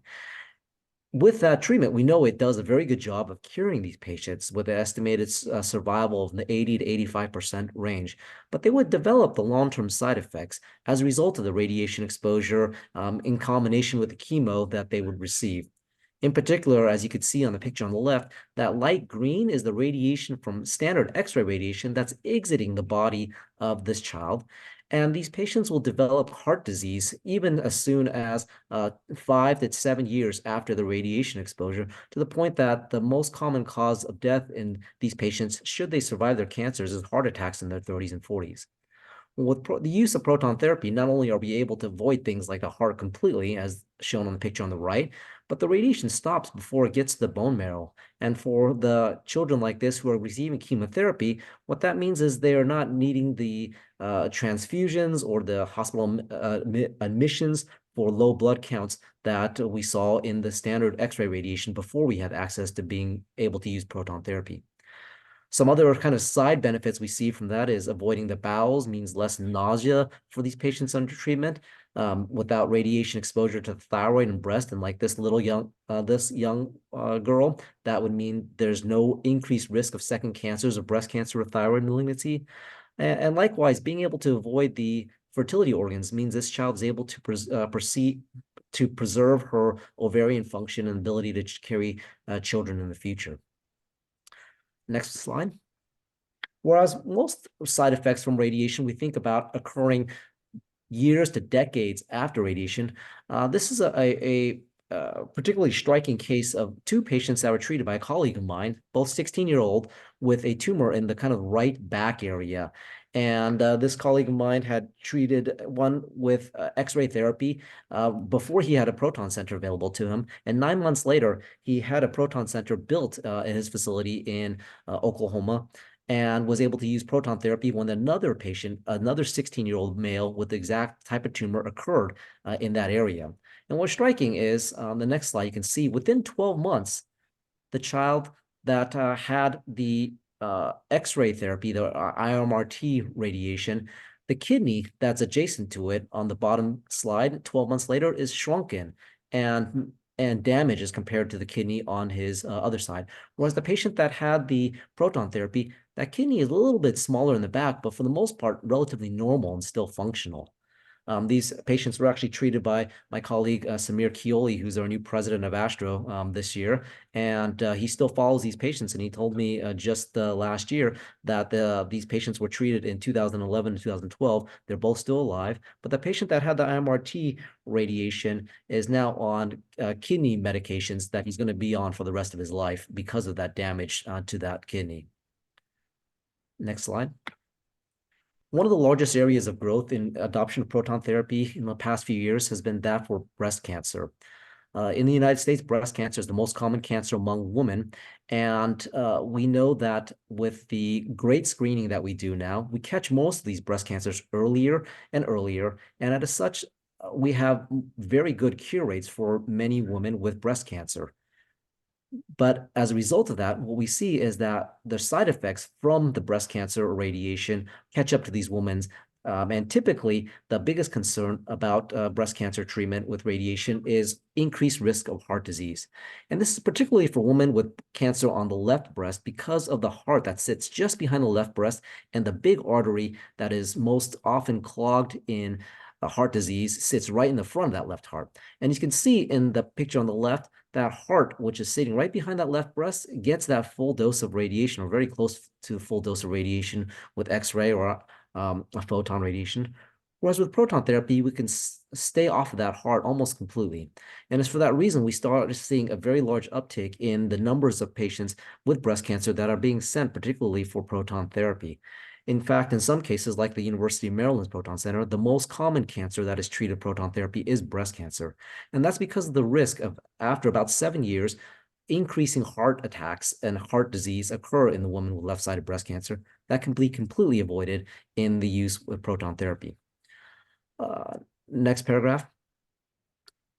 One of the more striking studies that come out recently was a randomized study in mid-2022, where patients with cancer that spread to the brain, particularly breast cancer or lung cancer, were found to have increased survival when treated with proton therapy to the entire brain and spine axis. This was particularly striking because this is the first study in a little over 20 years that have seen a increased survival in these patients when treated with radiation. This was started by a colleague of ours at Memorial Sloan Kettering when he noticed that just like the pediatric population, there's less radiation to the spine. They can tolerate more chemo and their blood counts started doing better. He said, can we do the same thing for adults with this tumor that's spread in the brain and spine? And not only did he see that they tolerated the therapy just as well as limited radiation, but that these patients had an increased survival. And so he instituted this randomized study that was ended early because of the survival benefit that saw a substantially greater length and duration of survival in these patients that were able to receive proton therapy. Next slide. Some of these things that I've been talking about side effects that occur after months or years, also lead to not only improvement in the patient's quality of life, but likewise, what is not often considered is the cost of the side effects that we have to care for in these patients, right? It's hard to calculate how much not having a heart attack saves in the institutions, or those 16-year-old patients. What is the cost of the medication for the rest of his life for his kidney disease? Well, the group at MD Anderson has paid attention to this and said, look, maybe we should look at not just the cost of proton therapy delivery, but the cost of the entire care procedure. And in particular, for this picture, it's the cost of head and neck cancers. When treated with radiation, these patients need less use of a feeding tube. And not only is that a quality of life issue for these patients, but as you can see in this picture, when the patient needs a feeding tube with X-rays, which is about twice as often as proton therapy, the cost jumps up. And at the end of the treatment course, you can see in the blue versus the orange, the cost differential between proton therapy and X-ray therapy is only a few percent as a result of the other interventions are needed. This analysis was further expanded on the next slide, where Dr. Frank said, look, what if we took a look at the entire cost of care, not only in just particular things like a feeding tube, but what if we looked at the cost of care for pharmacy and medications, for pain control, the use for laboratory tests and in hospital admissions. And you can see this graph here looking at the cost of the entire care versus the cost of radiation itself. And you can see the radiation for the protons is indeed more expensive, but everything else is less. And that led to the startling finding that when utilizing proton therapy, these patients with head and neck cancer actually had a lower overall cost of care. On the next slide, you can see for the cost savings are 21% lower for proton therapy as compared to patients that were treated with X-rays. This led to the university, this led to the entire University of Texas system approving proton therapy for patients with head and neck cancer.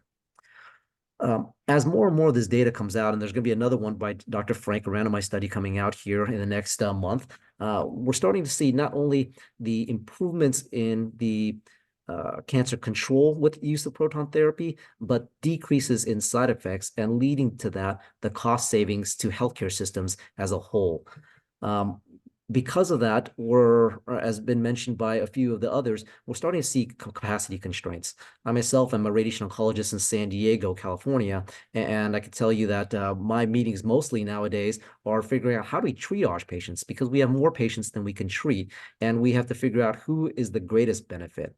We're going to start seeing that at other locations, and we do see that at other proton centers. When I talk with my colleagues about, can we send patients to your center because I'm full? And for instance, just at our annual National Association of Proton Therapy meeting a month and a half ago, the big presentation from the Memorial Sloan Kettering group in the Proton Center in Harlem was about how do they triage patients, because they're full and they have a waiting list as well. The next closest one, Boston, they're very full for patients, and their machine's going to be going a multi-year upgrade soon, such that they're going to be losing 70% of their capacity to treat patients. And I think that leads us to the big question of how do we get more of these centers access to have patients to have access to the machines. And with the location there in Danbury, it provides a very convenient overflow to not only the patients in Connecticut, but from the surrounding areas as well. I thank you for giving me the opportunity to share kind of the clinical background and how I see it, having been involved in protons for the last few decades and seeing the growth of this space and what changes has become as a result of that. Thank you very much. Thank you, Dr. Chang. So that concludes the direct testimony portion of our presentation. Thank you. I think it makes sense to take a break at this point, just to, we've all been sitting for quite a while now. So let's come back, I want to say 20 minutes, 30 minutes? 20 minutes? Okay. I do have some questions for your witnesses that are remote, so if they could stick around for the question portion. Thank you. So let's say 20 minutes. We'll come back, let's say 11 o'clock. And we will pick up where we left off. Again, public comment sign up is continuing until 12. And anything that's said in this room may be picked up by the mics. Anything that's said online may be picked up by the mics. So please just be careful of that fact. Thank you. Thank you. Welcome back. For those just joining us, this is docket number 23-32678-CON. It's the Danbury Protons application for the acquisition of a technology new to the state plus a CT scanner. We had the applicant's presentation earlier this morning. Now we're going to continue on to some of the questions that OHS had. The plan is to begin public comment at 12. So for anyone listening in or in the area who wants to participate, please sign up before 12, and we will likely take you in the order in which you appear. Elected representatives, we might have to go a little bit out of order in order to accommodate their schedule. But the plan again is to begin at 12 and then probably break for lunch because I don't think we're going to get through all of OHS's questions before noon.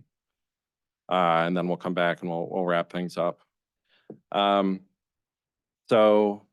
does that sound okay to you, Attorney Hardy? It does. Thank you. Okay. The only qualifier I might give there is our Dr. Chang was hoping that he was done at noon so he could get back to his patients.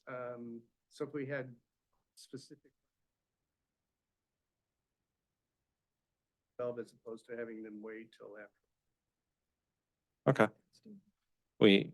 I think that's doable. We'll do our best to direct them to specific individuals. There are 11 of you, so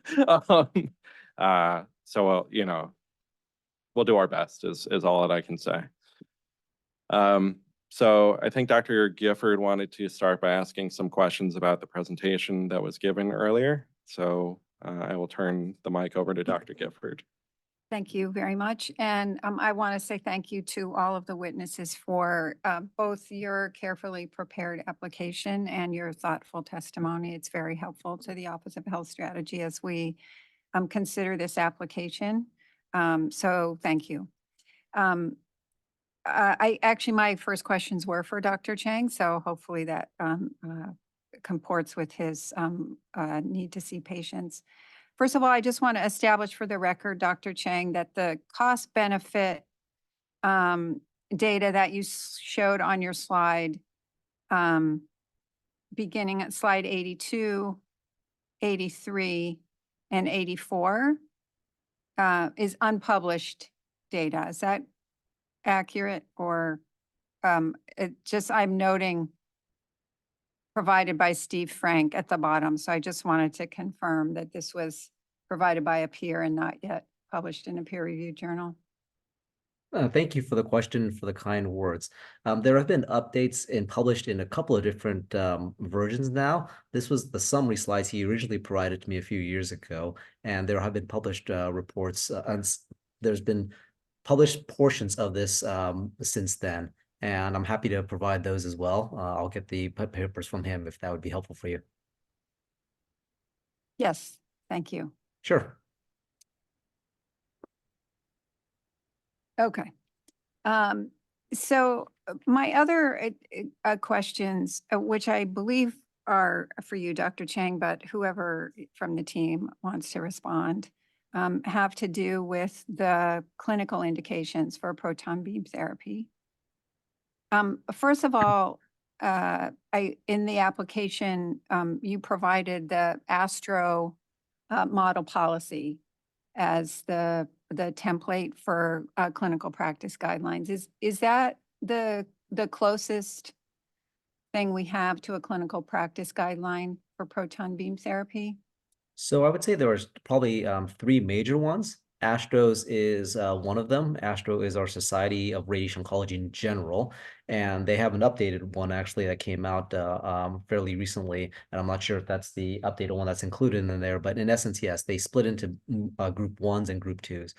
The other two big policy groups would be the NCCN, and that is more of just oncology standards rather than radiation in general. So that NCCN is the group that gives general guidelines for surgery, chemotherapy, and radiation in there. And in there, it does cite specific ones that where proton therapy has a particular advantage. The last group would be from the National Association of Proton Therapy that also has policy guidelines that will address similar clinical cases. But yes, those are the main three, ASTRO being one of them. Okay. And I believe the ASTRO model policy was included in your application, but not the other two. Am I correct there? Okay. So if there is relevant information to my questions about clinical indications in those other two guidelines, then it might be appropriate to provide those to us. Sure. Yeah, the NCCN one is fairly comprehensive, and I think part of the reason we didn't include that is there's literally hundreds of pages per disease site, and there's about 40 disease sites, and so it's not something that it would be necessarily helpful to submit all that, and so I'm happy to answer Agreed. specific questions. Okay, all right. So in the ASTRO model policy, as you mentioned, they divide the cancer types into the group 1 and the group 2 cancers. I'm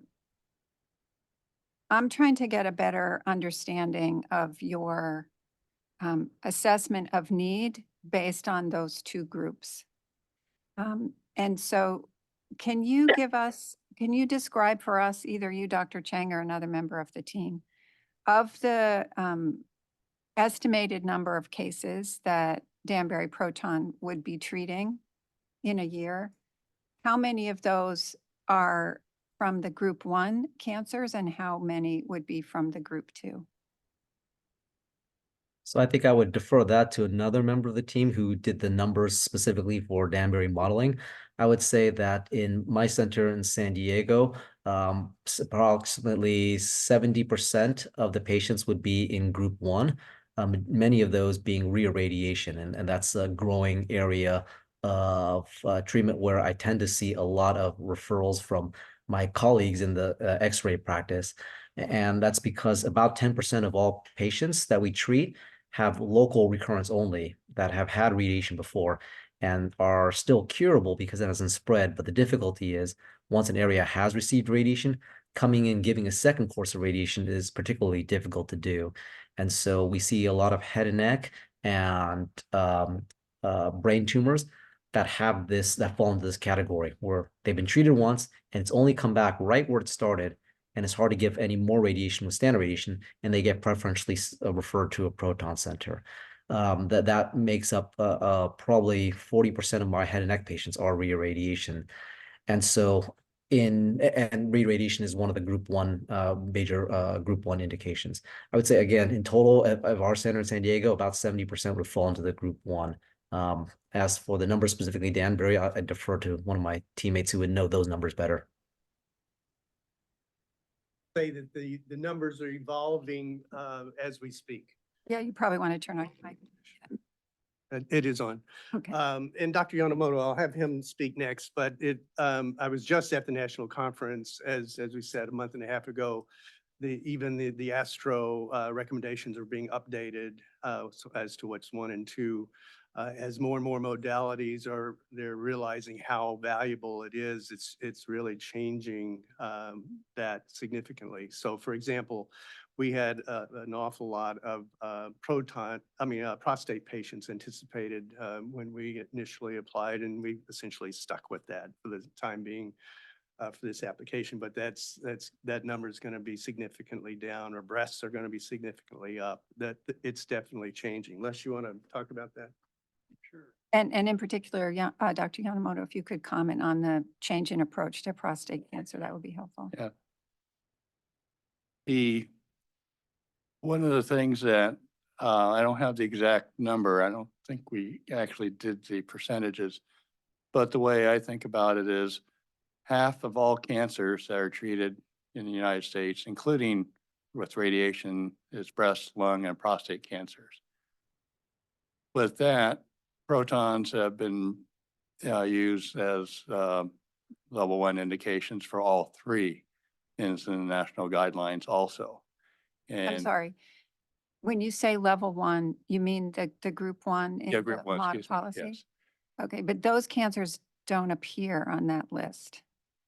Well, in terms of, retreatments and so there is a category of those that let you treat those patients. Now, the reason why I mentioned that half the patients of our cancer are those 3 is you get a lot of retreatments with them and a lot of other indications that come back into group 1 because of that, because they're near adjacent structures and things like that. So I'm trying to press the volume is high that would fall in group 1. The other is that the group 1 indication has always increased over the last few years, several years, that as more papers come out and frankly, more centers, well, until 2000, 2010, there's only 10 of us. Now there's over 40, we would have more papers coming out, then the group 1 indication should increase. But I don't have the exact number of what we predict in Danbury, but I expect it's going to be not exactly, but close to the same as San Diego, because the cancers are the same. So is there anything that you can point to in the published literature that describes the % of these more common cancers that would be eligible for proton beam? As a group 1, I don't know if Dr. Chang knows. I don't recall that. Okay. Sorry. So then the estimates, because obviously we are very interested in the projected need for the state of Connecticut for this type of therapy. So then the projected need is evolving, is what you're saying. And Yeah, at the conference, for example, Memorial Sloan Kettering said at their proton facility, they're treating now 42% retreat. That involves all these other primary cancers, so that number is changing things. I see. That's a public record item. Able to help a little on the literature, because I've been following the literature for. You might want to restate your name. Yeah, Lionel Boucher, PhD physicist and everything else too.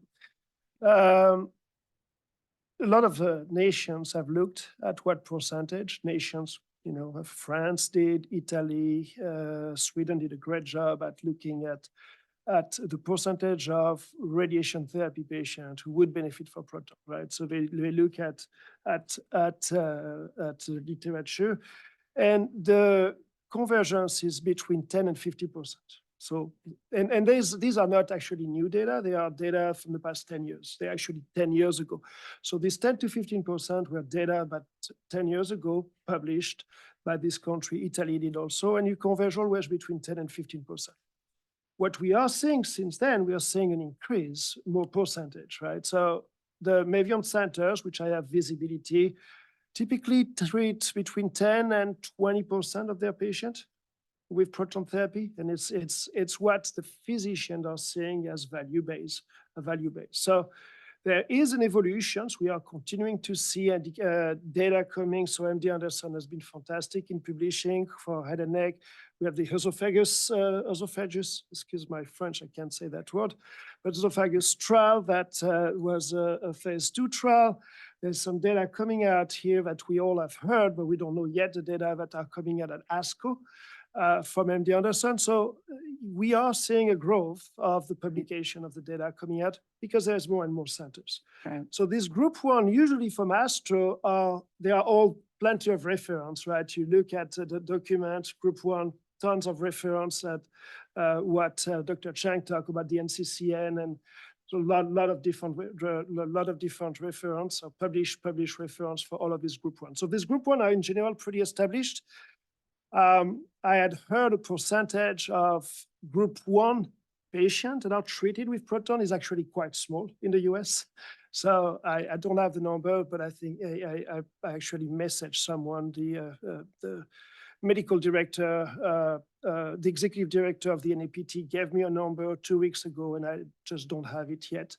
But that percentage is very small. So the question I have that I ask myself when you ask that question is, what the group 1 populations of cancers within the state of Connecticut, right? I mean, that's Exactly, because those are, for the most part, fairly rare cancers listed in group 1. If you take away the retreatment, the rest of the cancers are fairly rare, either both the adult and the pediatric cancers. And I see you nodding, Dr.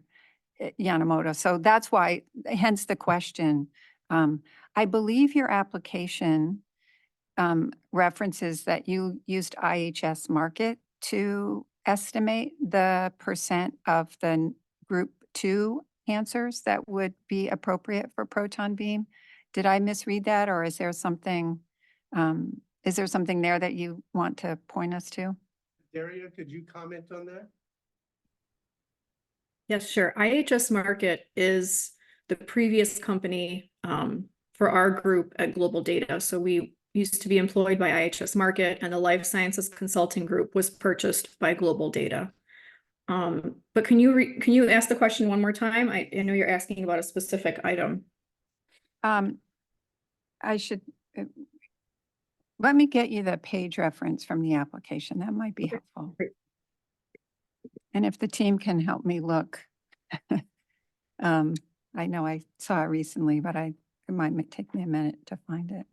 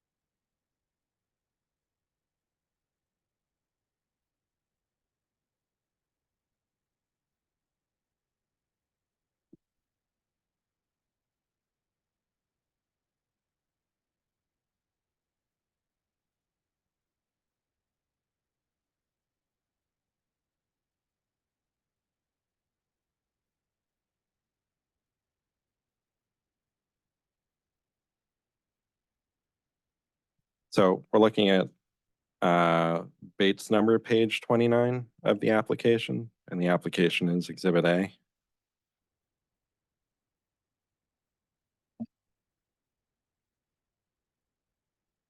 Does it have to be numbered page 22 of the application itself? 21. 21, okay, sure.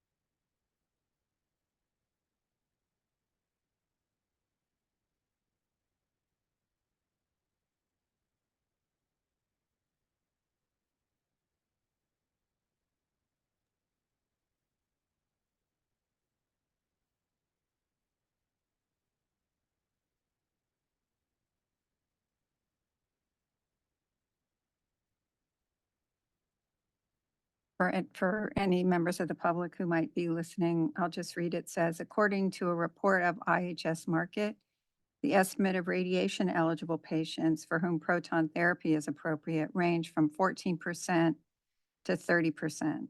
A figure of 20% is also in line with estimates provided by proton therapy equipment manufacturer IBA worldwide. So I was just asking the data that was behind that estimate from IHS Markit. Yes, so if you look at the response to public hearing issue number, I don't have the number in front of me, but one of the last large documents that was submitted by our team, there is research. Let's see if I can pull it up. There are research studies that provide those 14% and 30% numbers. And they're cited there in that document. I believe it's in section 4.2, proton therapy demand in Connecticut.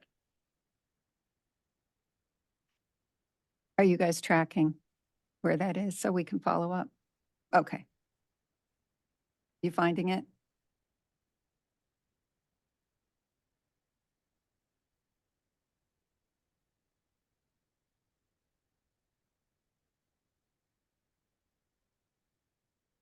And the copy that I'm looking at that's on page 37, section 4.2 called Proton Therapy Demand in Connecticut. Okay, thank you. So as long as we have it, then I think I can move on unless you tell me to wait.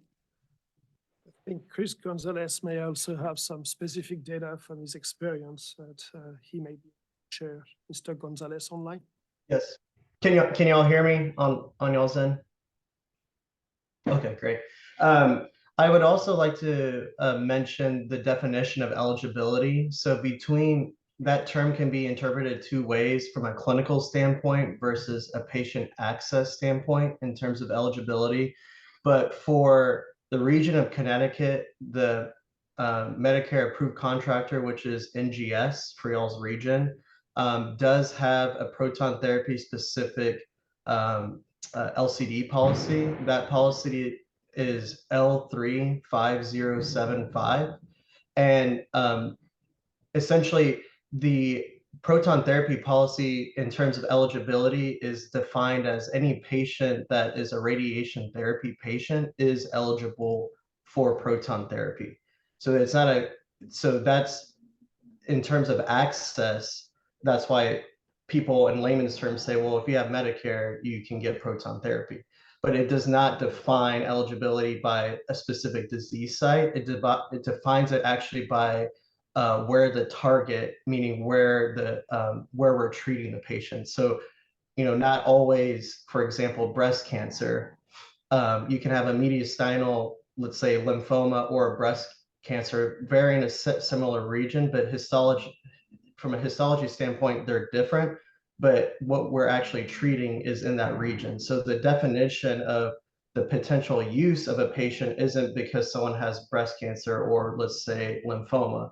It is defined by how close that target is to critical structures and the LCD policy. So, and lastly, the policy doesn't recommend one disease site over the other. it recommends based upon other literature for those disease sites. So I always like to mention eligibility can be viewed in two different ways. Some people say, well, if you're a radiation candidate, you're a proton candidate from a clinical standpoint.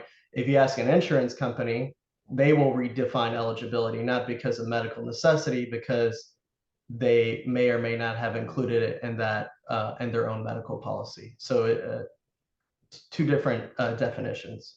Yeah, and I think you're pointing to one of the reasons for my question, which is the need in the application is calculated based not on those clinical variables that you're talking about, but by diagnostic type.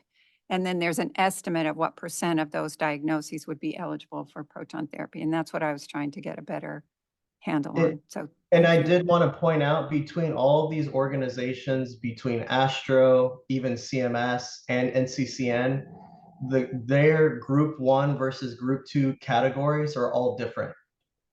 It's ambiguous. So you'll have some, for example, CMS's group 1 category for reirradiation tumors is actually in CMS's policy a group 2, but for Astro it's a group 1, and NCCN it's a group 1. So I did want to point out their syllabus, or not syllabus, their rubric is between all the organizations are not exactly the same.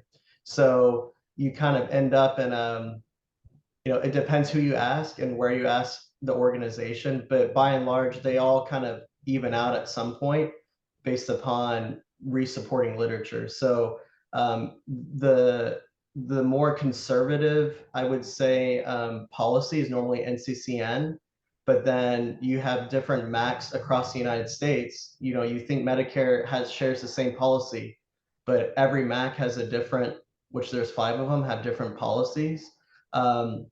And the NGS MAC, which is y'all's region, is the most conservative as well too. And even in the conservative light, it still approves about 95% of radiation candidates for proton therapy. thank you. Anything else on that issue before I move on that you want to add? Do you have any other? Okay. Yes, Dr. Gifford. I had Yes. pulled up several of the references that you were requesting about the cost effectiveness. Should I just send that to the team to get over to your team for the actual manuscripts? Is that the best way to do that? Yeah, if we could make a late filing of those materials, we'd be happy to do that. Yeah, yes, doctor. We're going to keep track of what are called late files, and Okay. then those will be supplied to your counsel, and then your attorney will provide them after the hearing. So Okay. there's no rush. You'll have plenty of time to do that. Oh, okay. I just pulled up the 5 or 6 articles, so I'll just bundle them together and send them off that way. Okay, thank you.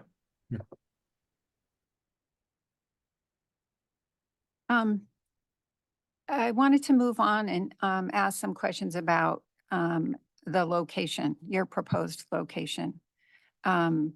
We noted in the application that you estimate a significant percentage of the patients would be New York residents, and that your primary service area encompasses both New York and Connecticut. Can you tell us a little bit more about why you chose Connecticut as a location for this facility?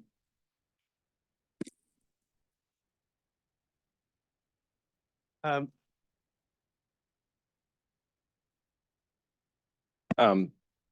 said earlier that people who are testifying online should say their names. I think it also makes sense for the people present to also say their names. Sure, Stephen Courtney. I have been and I have been trying to bring proton therapy to Connecticut since 2011. We first started, we got interviewed by Hartford Hospital, Dr. Solner and his team about 3 times. We reported to their board.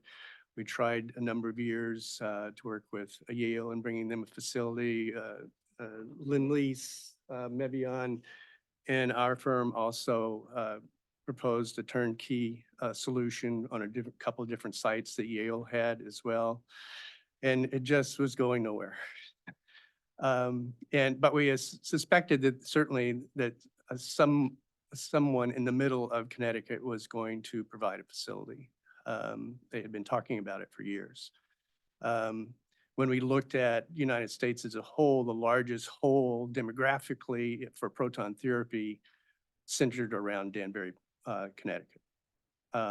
So that necessarily does go into New York as well, but it was essentially the biggest need in the United States. So we said, that's the place we should look at doing a facility. And that's where that came from. In terms of the day-to-day selection process and referring to your issue you identified, who the facility chooses to treat is a difficult one, especially as we anticipate, even with 16 hours a day, we're going to have to turn away people. And so the cases that are the most clinically needy are the ones that we hope to take. All patients being equal, if there was a Connecticut patient, we would obviously want to take the Connecticut patient since that's our location. But I think Dr. Yamamoto could speak to that decision-making process that we'll essentially have to be making every Monday of who we treat. Before you do that, and can I just follow up on your statement about Danbury, Connecticut being the center of need? Because Danbury is located between two, I think we're up to, is it 40? How many facilities? 50 actually. 50 counting in the the, small in the occupancy. United States? Yeah. Okay. So we have 2 and soon to be 3 of those in the New York, Connecticut, Massachusetts area. So can you say more about, was it based on demographics, cancer rates? What was the data behind identifying Danbury specifically as the place of highest need? And if there's a place that you can point us to in the application where that data resides, that would be helpful. The data was simply population. It was the radius population around Danbury. It was no more complicated than that. Okay. Thank you. But in terms of patient selection. Before we get to that, I actually have another question on that. So you're projecting that 66% of the volume will be coming from New York. So why did you select Connecticut over New York? I guess is a more refined question. As I said, we've been trying to bring it to Connecticut for years. I was a 16-year resident of Tolland myself. I'm Connecticut Citrate. My wife went to UConn. My daughter went to UConn. It's a businessman's decision to support the state that they're most familiar with, for certainly. I know now with Northwell's proposed takeover of Nuvance, they will be very interested in sending patients to our facility because they can't get access to Memorial Sloan Kettering. So we'll be asked to look at some very difficult cases to say no to. Okay, thank you. Les Yamamoto, Radiation Oncology.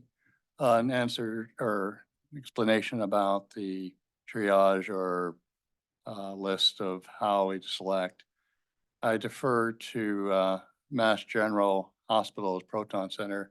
They published an article, I think Journal of Clinical Oncology. I can go and provide that. That details their selection criteria of how they triage the patient selection. And it's very reasonable and it makes a lot of sense. I could, instead of trying to remember exactly each step or the criteria, I can provide that paper. It's actually part of the record already. Oh, okay. Yeah. Yeah. In there, it's typical based on need, like the group 1, they don't have many other options. Then you move on from there. And of course, pediatrics is always high on the list and, but it's all in that criteria.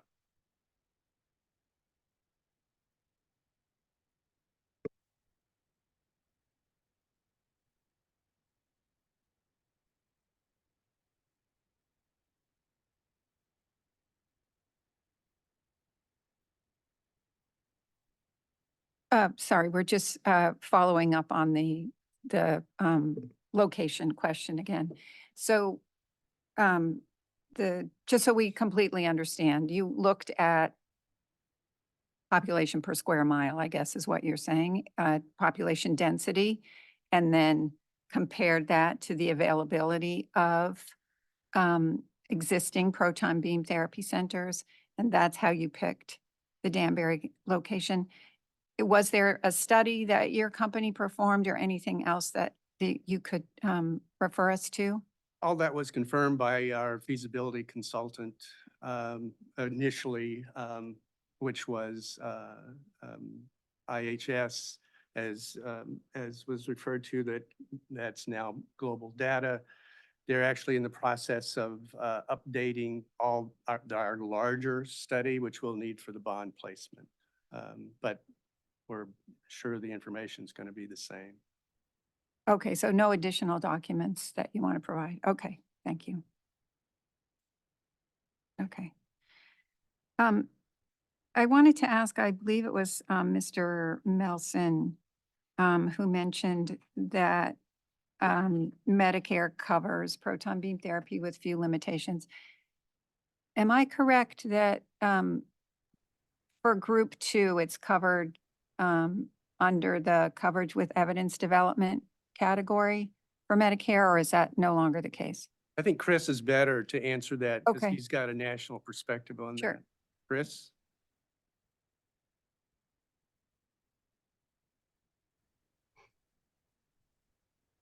Sorry, everyone, I had to unmute. Could you all repeat the question again? With respect to Medicare coverage, I think you and one of your colleagues had mentioned that Medicare covers proton beam therapy with few limitations. It was our understanding from the application that it's covered for group 2 under the coverage with evidence development category, Correct. which means that the provider needs to meet certain standards. That's correct. Yes. So that the coverage with evidence development clause, or CED, is normally fulfilled when the centers themselves host or participate either in a clinical trial or a clinical registry, where right now almost every proton center does participate in some either clinical trial or registry. So it does fulfill the need of the group 2 indications, hence why you still see, for example, prostate cancer is normally a group 2 across the board for all Medicare, for all MACs, but yet we've never not treated a prostate patient because of that, because they fall in group 2, because normally almost all of our, in this example, prostate patients are either on a registry or some sort of trial that fulfills the group 2. So in theory, once you meet group 2, it bumps you into a group 1 by getting someone on a trial or registry. I see. And maybe this is a question for you. What do we know about Danbury Proton and their participation in clinical trials or clinical registries? What we know is we want every patient to be involved if at all possible. It's obviously their choice, but it's important to the industry that we are able to track and collect data so that we can show really the veracity of the treatment. Okay, but you won't have an academic affiliation necessarily. So tell us a little bit more about how that would work in terms of clinical trials and Sure, it patient depends on what registries. you mean by affiliation. Yeah, just go ahead. We've been in conversation with UConn Dempsey Hospital, for example. We've been in conversation with the Valhalla Medical College in New York. They're both very interested in working with us on the research that we're planning. Okay, and I don't believe you submitted any formal representations in that regard yet. Is that right? No, it's until you have a CON, you're not real. That really, oh, I'm very interested, but you don't exist yet. So. Okay. Thank you. I did also want to mention that most of these trials are participated through what's called PCG, which is our Proton Collaborative Research Group. So that allows centers that are not necessarily, like, for example, standalone centers that aren't associated with, a university, hospital, or some sort of, research institution. I think Adrian Chang can attest to that as well too. So, and the last thing I wanted to mention, the same methodology of CED coverage with evidence development is also what is adopted by the commercial insurance companies. So they have those same clauses. For example, Anthem Blue Cross of Connecticut will have a group 2, which is, again, just a guideline. It's not a hard and fast rule. And it'll have a disclaimer: if this patient is on a clinical trial registry, they qualify for CED. Hence why you do see group 2 patients getting approved now for proton therapy from commercial insurance, not just Medicare, because it's the same kind of methodology that most centers are using. Andrew, did you have something to add?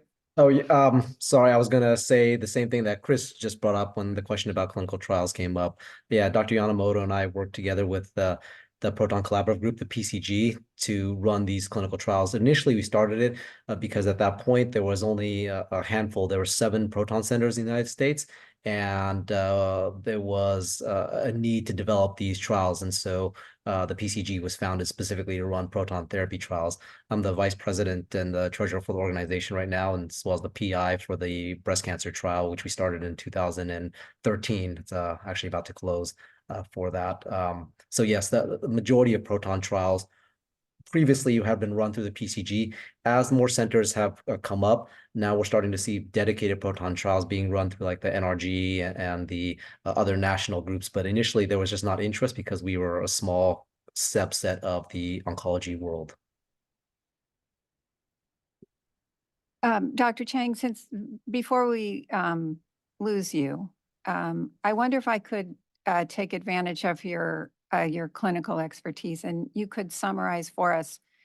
You talked a lot about the reduction in side effects from proton beam therapy because of the more targeted nature, less surrounding tissue damage, et cetera. Can you talk about the survival advantages, if any, that have been documented with proton beam therapy? I understand the evidence is still under development and is fairly limited, but are there cancers for which there has been a documented survival benefit?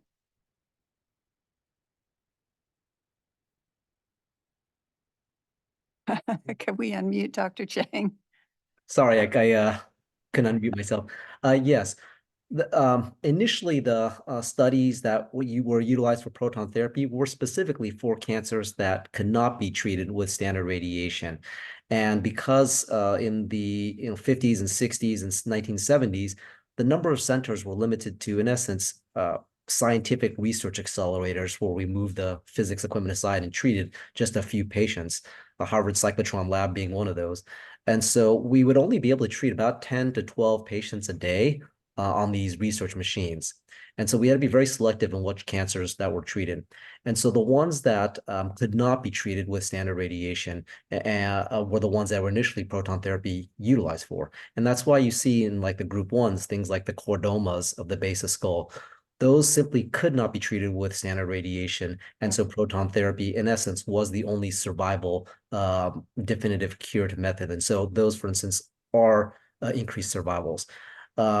With more access, the thought came to be, well, in addition to survival, can we then treat patients where we can get equivalent survival, but lower the side effect profile? And so in essence, increasing the therapeutic index by having the same survival, but improving the quality of life, which in general for oncology, that's where we've gone for the last 40 years, right? We don't really do mastectomies for breast cancer anymore. It's lumpectomy and radiation or small surgery.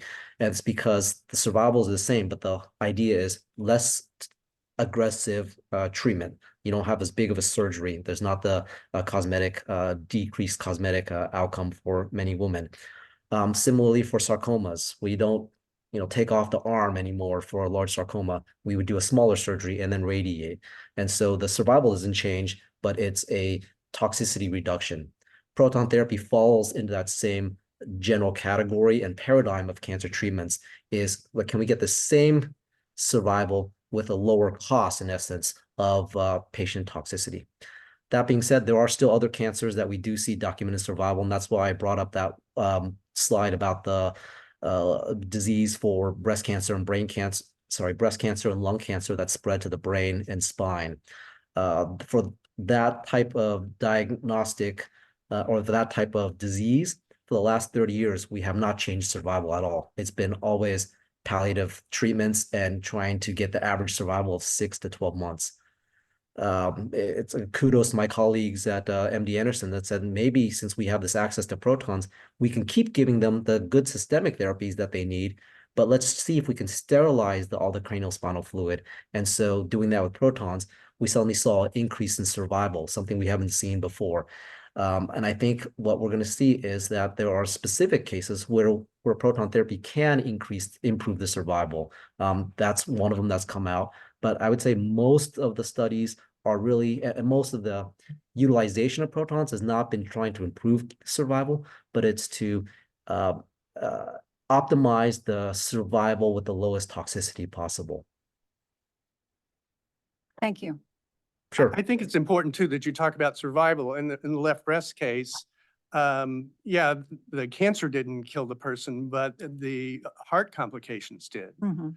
So to the fact that now that I can get rid of that complication, doesn't that change the formula?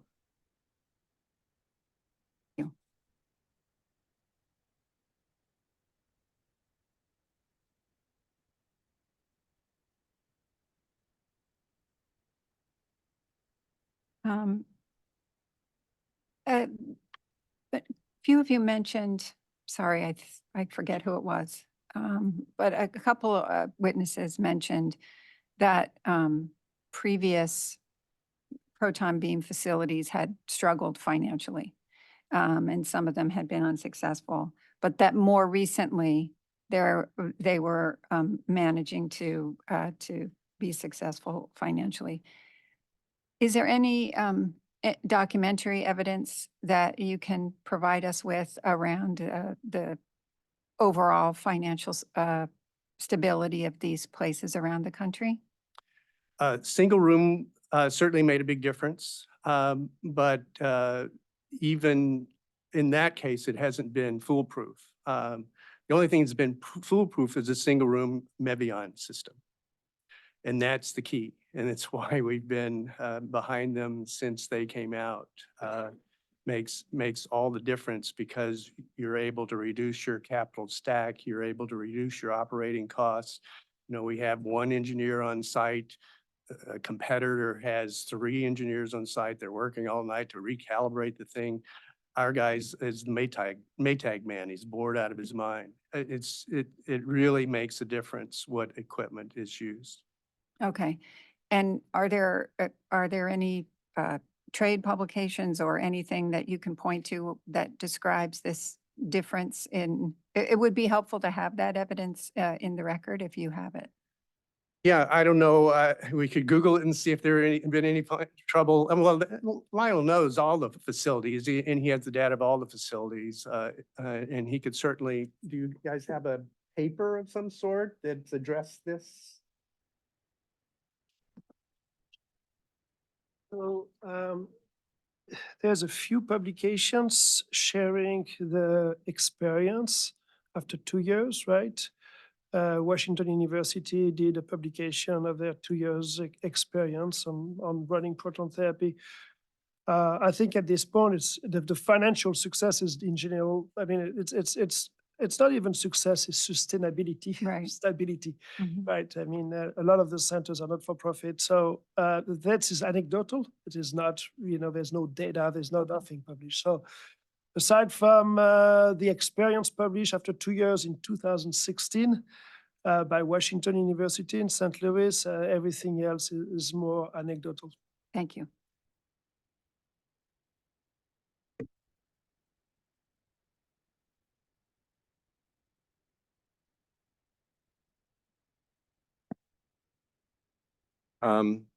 You may have just answered this, but there's a statement in the response to completeness letter 1 that none of the existing 16 Mevion equipped Proton facilities has had any financial difficulty.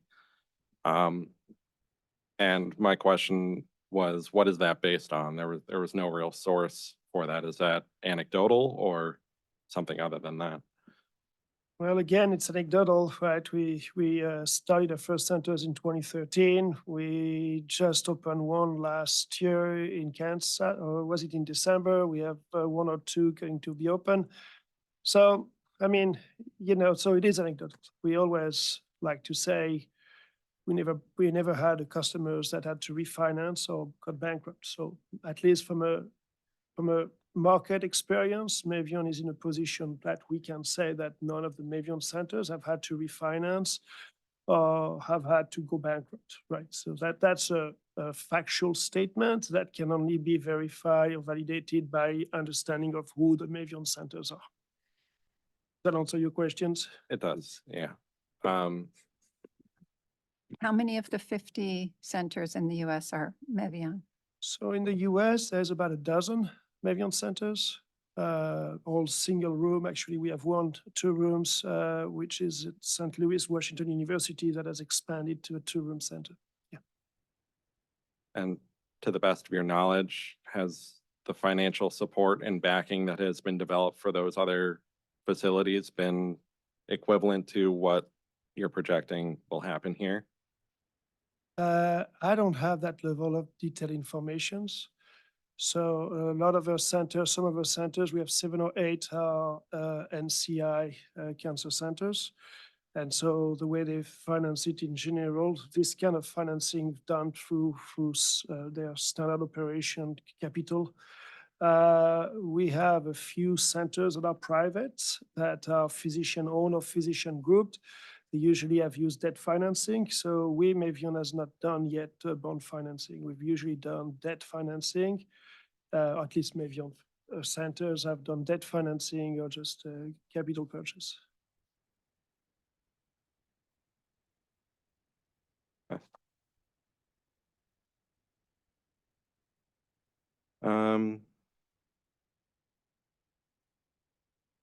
Switching gears a little bit, I also noticed that there was a statement in a few locations that proton beam was beginning to be used in non-cancerous conditions. Is it the intention of Danbury Proton to begin using it under these circumstances, or is Danbury Proton planning to limit the use of proton therapy to only cancerous conditions?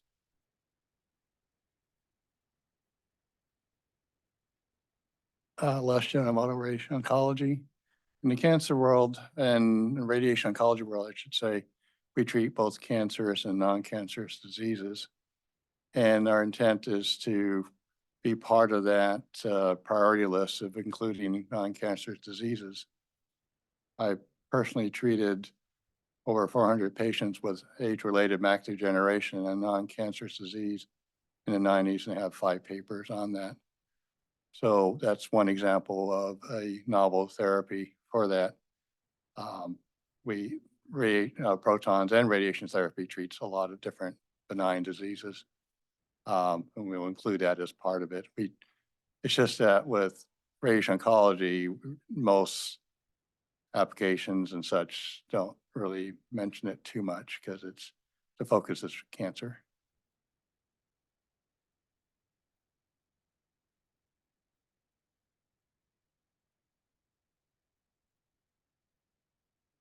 I might mention too that Dr. Moyers in China has just recently started doing much of what you guys did down in Loma Linda with AVM as well. I mean, Age-related macular degeneration. Right, AMD. Yeah. Well, actually, one of the first things that was used with protons were for atrial venous malformation, a blood disorder in the brain, back in the 1960s with Harvard cyclotron treating that, because you can see that on plain film X-rays. This is before CT scanners were invented, and they can measure a distance of where to stop the protons. So, and then next was high diseases and things like that.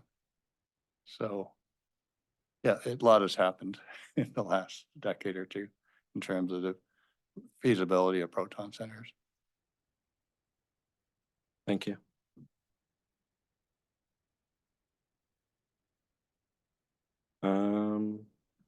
I will add that this is a very research interested group. Dr. Moyers, how many patents do you have now? 7, 8, 9, 10? There you are. How many patents do you have, Dr. Moyers? Yeah, it's around 20 now. Oh, sorry. Underestimated. But we're very, these guys are pioneers. Well, research is definitely part of this. There's less Shinomoto. Research has always been a part of this, and it comes with the center, especially since we're registering everybody and we're going to be participating in clinical trials. It was something we didn't have even second thoughts about participating in that. Dr. Moyers works with 30 years ago and continue to is a mentor in terms of how he and papers and patents and such. So it just kind of shows the depth of experience in terms of research that we will perform. So we've talked a lot about the benefits of proton beam therapy. Are there any circumstances in which conventional radiation would still be the more preferred modality?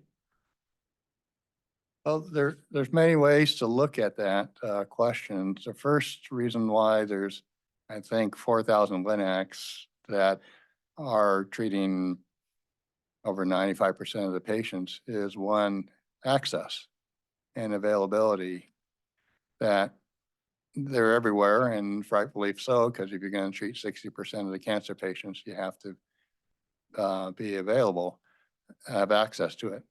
Saying that, since radiation therapy is typically given over 1 to 2 months of daily treatment, the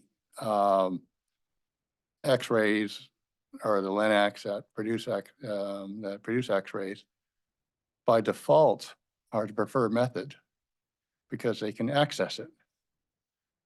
For protons, it's not the preferred method because of non-access. You have to be near a center and be able to come in for your daily treatment, which is a significant hurdle for many patients. As I put on the first slide of X-rays and protons, the biology of the beam is the same whether you treat it with protons or X-rays in terms of both cancer killing and side effects. So, so the other end of the question is, both modalities can treat cancer and benign diseases. It's just that we find advantages with protons on many cases. And a lot of them are equivalent. Like one example is right-sided breast cancer is far away from the heart. The advantage of protons isn't there, I think, but it can treat it and have the same efficacy and side effects as X-rays. But since it's not near the heart, then maybe that's one of those reasons why protons could treat it, but it's X-rays can do a better job because it's more accessible to the patient, and the patient will probably get the treatment. There's so many patients that I know of that don't get any type of radiation because of the logistics of getting to a center. So I'm trying to show both sides of that question. I hope that was sufficient. It was. Thank you, Doctor. Yeah, that's probably a good place to pause questioning. We do have some other questions, but I do want to turn our attention to the public comment. I don't know if so Attorney Hardy, you had emailed over a number of people, not a number, but some people who you anticipated would be speaking. So we will likely take them first, but I'm just going to sort of go over what public comment is for anyone else who's tuning in. So this is the public's opportunity to provide their thoughts on a particular project. So public comment sign up has been all day since we started the hearing, and it will end right now. Bless you. If you have not signed up, please do so immediately. Either in person, I don't see anyone here, or through the Zoom comment function. And Ms. Fentis just confirmed that no one else had signed up. So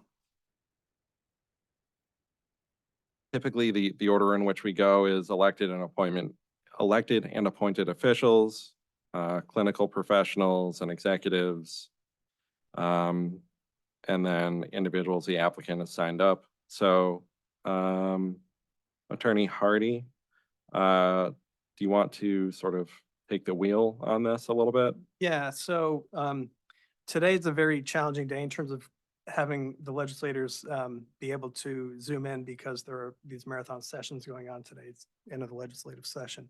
So I have word that Representative Farley Santos should be able to log in at some point within the next half hour, and word that Mayor Alvis of City of Danbury will be able to log in at 12:30.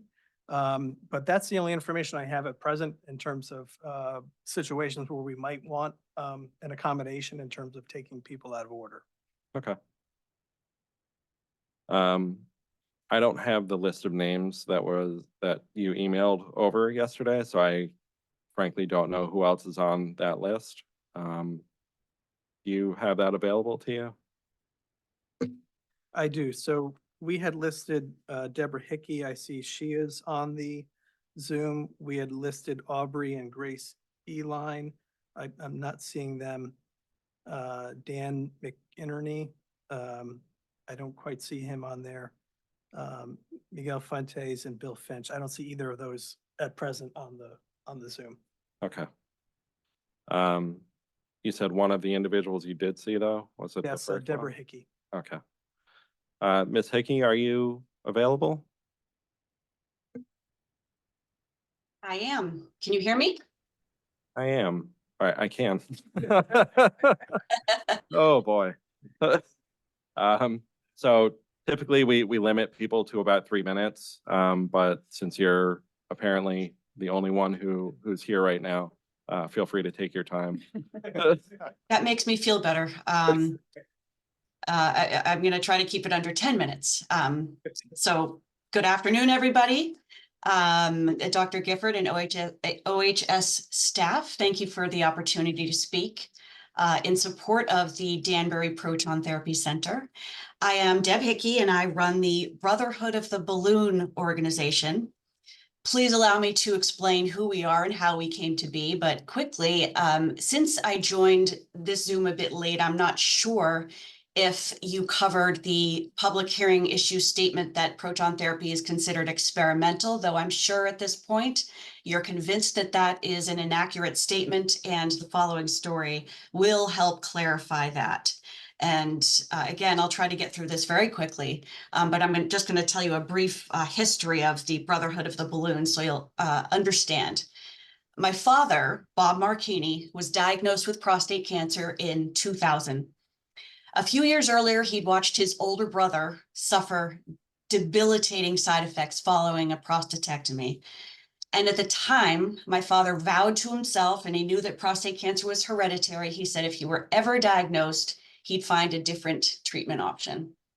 Now, my father, a retired engineer, recovering engineer, as I like to call him, is a researcher. He doesn't make any decisions without first doing a lot of research. So following his diagnosis a few years later, he spent months talking to and meeting with physicians, including several radiologists, to educate himself about the various treatment options for prostate cancer.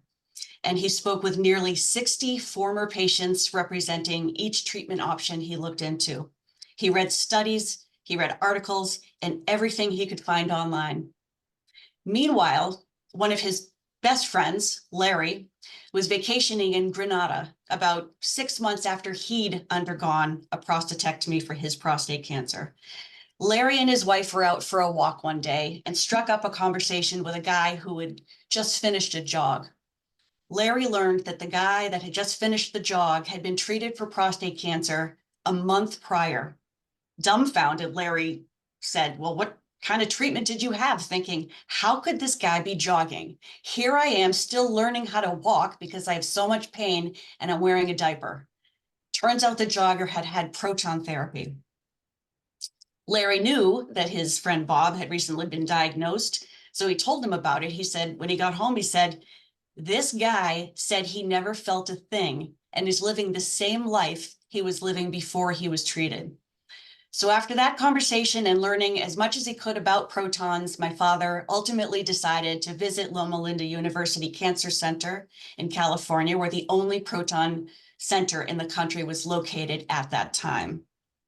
Shortly thereafter, he decided that proton therapy was the best option for him because it was painless, non-invasive, and would allow him to maintain his quality of life, which was the most important thing to him. So he and my mother flew to Loma Linda, where they'd spend the next couple of months.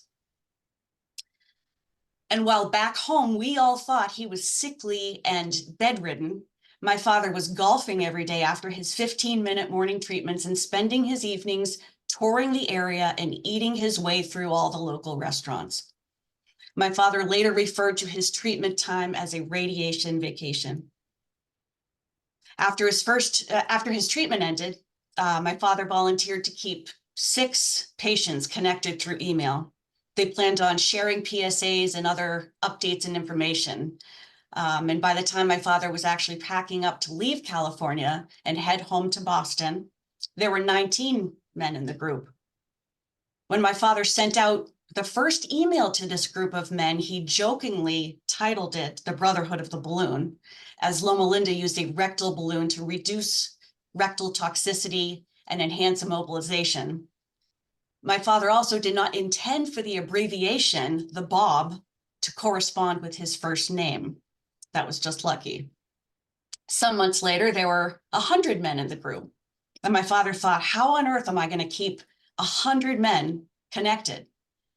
Because the emails and the friendly communication had become pages of information, the latest news on prostate cancer and proton therapy, as well as general health information he thought the group would find valuable. And later he began including humor and trivia and other things he thought the guys would enjoy. And they did, because they started responding and they started asking questions. And then the other proton patients and prospective proton patients got wind of the group and they wanted to join. And they started sending separate emails with questions, and some were then requesting phone calls. It became a lot. In fact, it became too much, which my father sort of did to himself, but he decided it was just too much. So he called his old friend at Loma Linda, Dr. Lynn Martell, who at the time was the director of patient services, and he told Lynn that he planned to shut down the Bob because it was taking too much of his time and energy, more than he'd ever anticipated. But by that time, Dr. Martell knew that patients were loving this organization. They were loving this group. They were staying connected with each other. They were staying informed. They were sharing information with family and friends. And they were so appreciative of Bob's, my father's, enthusiasm, his knowledge about proton therapy and prostate cancer, and his willingness to answer questions via email and phone. So Loma Linda offered to help financially. And since my father was retired and the stock market wasn't doing too well, excuse me, he accepted. So he could now hire someone to create a membership database by which he could keep all of the member information organized and categorized, and he could even search for member contact information and other statistics. He then also hired someone to build a website to post information about proton therapy and have a section where members could access a private member resources section, which included archived newsletters and other resources. A few years later, around 2006, still running the Bob, my father wrote a book called You Can Beat Prostate Cancer and You Don't Need Surgery to Do It. The main purpose of the book was to help newly diagnosed men navigate their way through the often very confusing treatment decision-making process. In it, he included information on prostate cancer awareness, prevention, and detection, the pros and cons of each treatment option, the advantages of proton therapy, the importance of speaking with former patients before making a treatment decision, and the importance of becoming your own health advocate. He found a small publisher, and eventually the book worked its way up to the #2 position in the search results on Amazon for a search for prostate cancer, as well as 400 plus 5-star reviews. And by this time, the Bob Tales newsletter, called Bob Tales, was in full swing, about 10 to 15 pages sent out monthly. And my father had established a 3-part mission for the Bob.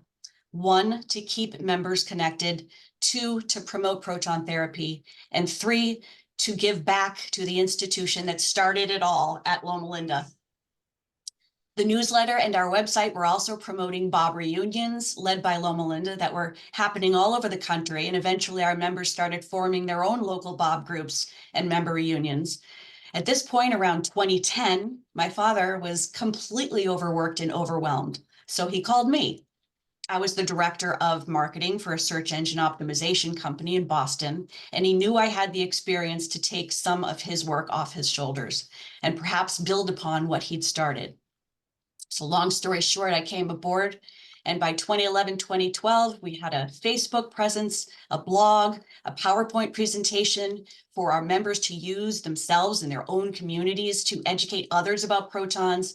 We had a number of patient reference lists, including the names and contact information for some of our members who volunteered to communicate with newly diagnosed men, share their personal experiences of treatment and their outcomes.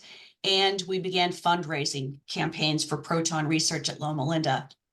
And by the way, those efforts eventually led to the Robert J. Marchini Endowed Chair for Proton Therapy Research at Loma Linda, and our group has raised about $14 million to date. It's also important to note that we initiated multiple surveys among our thousands of members across multiple proton centers over the years, and results from our last survey showed that 98% rated their treatment experience as excellent to outstanding. 99% reported that they felt they made the best treatment decision for themselves. 97% would make the same treatment decision again. 97% had recommended proton therapy to others. 97% reported no recurrence of their prostate cancer. And there were also high scores reported on urine control, bowel function, and sexual function. And around 2018, 2019, my father began writing the second edition, an updated version of his book, which was published in 2020. That book now holds the #2 position out of 6,000 books on Amazon on a search for prostate cancer. And patients are reporting that the book was a major factor in their treatment decision. Some say it was the deciding factor. Also note that many of the proton centers buy the book in bulk, and they give it to their patients when they request information about proton therapy for prostate cancer. So fast forward to today, we have more than 10,000 Bob members who've all undergone proton therapy for prostate cancer, or they're currently undergoing proton treatment. And the vast majority of them are doing great. They come from all 50 US states and 39 countries. They represent more than 40 operating proton centers in the US, as well as several in Europe and Asia. I also want to point out that many of our members were treated more than 20 years ago. My father, at this point, was treated 24 years ago. He hasn't seen his urologist since. He hasn't needed medications for any side effects ever. His quality of life is superb. He's 81. He swims a mile every day at his golf club's pool. He's still working about 10 hours a day because he's still passionate about this ministry we call the Bob. Newly diagnosed men and their family members, they're finding our organization in search engines through the National Association for Proton Therapy and others in the proton community from our members and other ways. We receive hundreds of emails each month, and we do our best to respond to each one, but it's very difficult. Our monthly newsletter now is about 25 pages. It contains the latest news and information on proton therapy and prostate cancer, as well as information on the healing process and preventing a recurrence. There's a member spotlight section where we highlight our members in a variety of ways, a health section where we include information focused on men's health, a section called On the Lighter Side, which includes a monthly brain teaser that we develop to keep our members engaged and in contact with us, and they absolutely love it. We pick a winner each month who receives a signed copy of You Can Beat Prostate Cancer, and there's a lot more. The advantages of proton therapy are now well established in the medical community, and the advantages have been experienced firsthand by thousands and thousands of our members who are enormously enthusiastic about their experiences. And they typically jump at the chance to spread the word about protons through any means possible. They volunteer to be included on our former proton patient reference list. We now have 55 lists categorized by treatment center, pre-existing health condition, country, state, etc. Our members use our PowerPoint presentation to educate and inform their local community groups about proton therapy. Many of them forward or print our newsletter for friends, family, and acquaintances. Some share it with their urologists, some with their dentists and other physicians, and many print and drop them off at local libraries and churches. One of our members once said that proton therapy is the only cancer treatment with a fan club, and I believe that that's true. So, given the undeniable benefits of proton therapy, particularly as it concerns to the patient's overall quality of life, it's no surprise there's a phenomenon of self-referral among proton therapy patients. When presented with treatment options for life and death decisions and given at least some limited time for exploration, patients will understandably devote and prioritize their time and resources to independently research the best treatment course available. And time again, this process has led patients to proton therapy. So this phenomenon, coupled with Danbury's location and proximity to major population centers and the outstanding clinical leadership of Dr. Les Yamamoto and Dr. Andrew Chang, along with support from Chief Physicist Michael Moyers, bodes extremely well for the anticipated utilization of the Danbury Proton Therapy Center. Thank you. Thank you, Ms. Hickey. Attorney Hardy, has anyone else appeared? I don't see any others on our list having appeared on the Zoom. Okay. So we do have, I believe you said the mayor who plans to make a statement at 12:30. Correct. I think it makes sense to jump back into some more questions until that point. Sorry, breaking news. Representative Farley Santos is logging in momentarily. So I don't know if we want to break and come back and take him as the first. Up to you, obviously. Do you happen to know what momentarily means? What's this, That can mean a lot of different things. Said 2 minutes ago, so. Oh, great.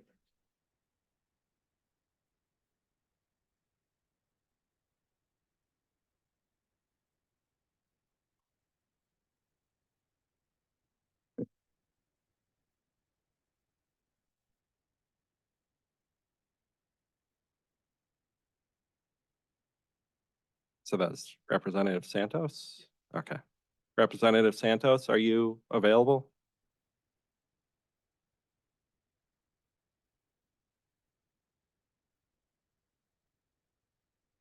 There you are. Can you hear us?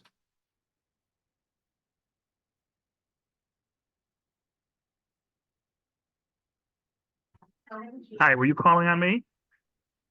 Yes, I believe so. Okay, If thank you're you. Representative Santos.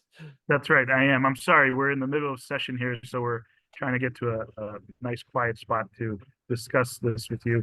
I'll be very brief. I think the delegation submitted a letter of support for this application.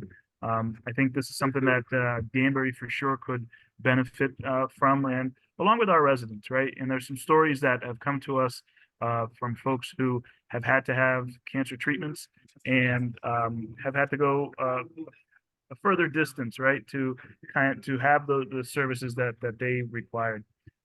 This not only would be addressing some of those issues, it would be an economic development issue as well for Danbury.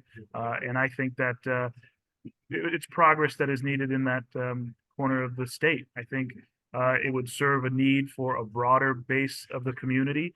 And I know that they've done a lot of work, not just on the design of the facility, but the kind of treatments that they were going to have, along with also acknowledging some of the concerns that were brought up in the past and addressing those as well. So I have full faith in their operation of this facility, and I hope that all of you will understand the need for this within the Danbury community and would support their application. So, thank you. Thank you, Representative, and thank you for taking the time. I know things are really hectic over there right now. So I think now we can do some questions, and then as we wait for the last person to jump on at 12:30.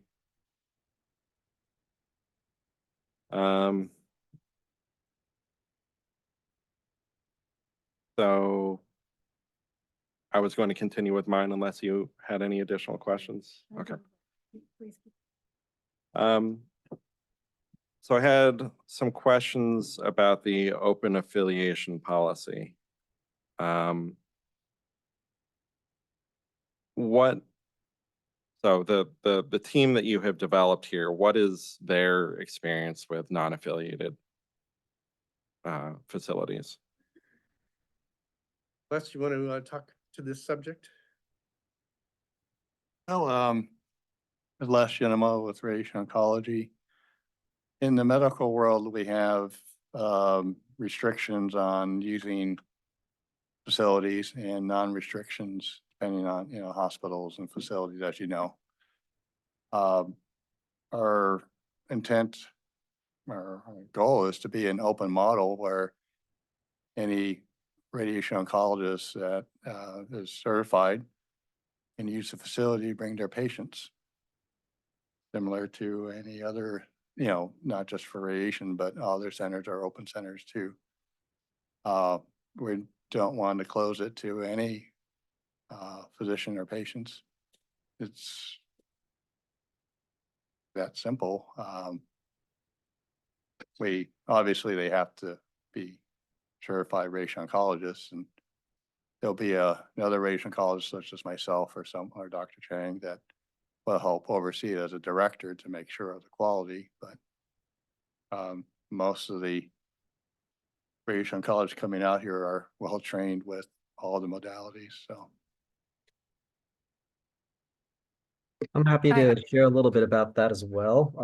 Our center in San Diego is likewise an open model where physicians in the community are able to bring and treat their patients at the center. In reality, what we've seen is in San Diego, there's 3 large healthcare systems, and really it's mostly if there's a commitment from one institution will be the ones that primarily will bring their patients over. For instance, in our case, it's our partnership with or our partners at UC San Diego, where they've dedicated physician time to be at the center. And so they have their doctors spending anywhere from 1 to 3 days at the Proton Center seeing the patients and treating the patients. As an open model, we also welcome the other healthcare systems to bring patients like the Scripps physicians to come over. And they did at first, and they did enough to get credentialed at the center. But it was really dabbling. They would just spend maybe half a day every couple of weeks. And after a short period of time, they just decided it'd be easier for them to refer their patients to the center. And so I think it really comes down to the intentions of the other systems, whether how much they want to use the facilities. And I think that's something I've seen similarly happen at other facilities that are open. You'll have groups that are more committed to using it and then will dedicate the time and resources and the personnel to do so. And those who will dabble at first and then find it's just easier to refer. I think similar to how a standalone surgical center might function. They would open a facility and then surgeons can come in and get credentialed and certified to operate in those facilities. And it tends to find or play out that a few groups will utilize the centers more than other groups, but all are welcome. And I see that model as how it really works once a Proton Center gets opened up.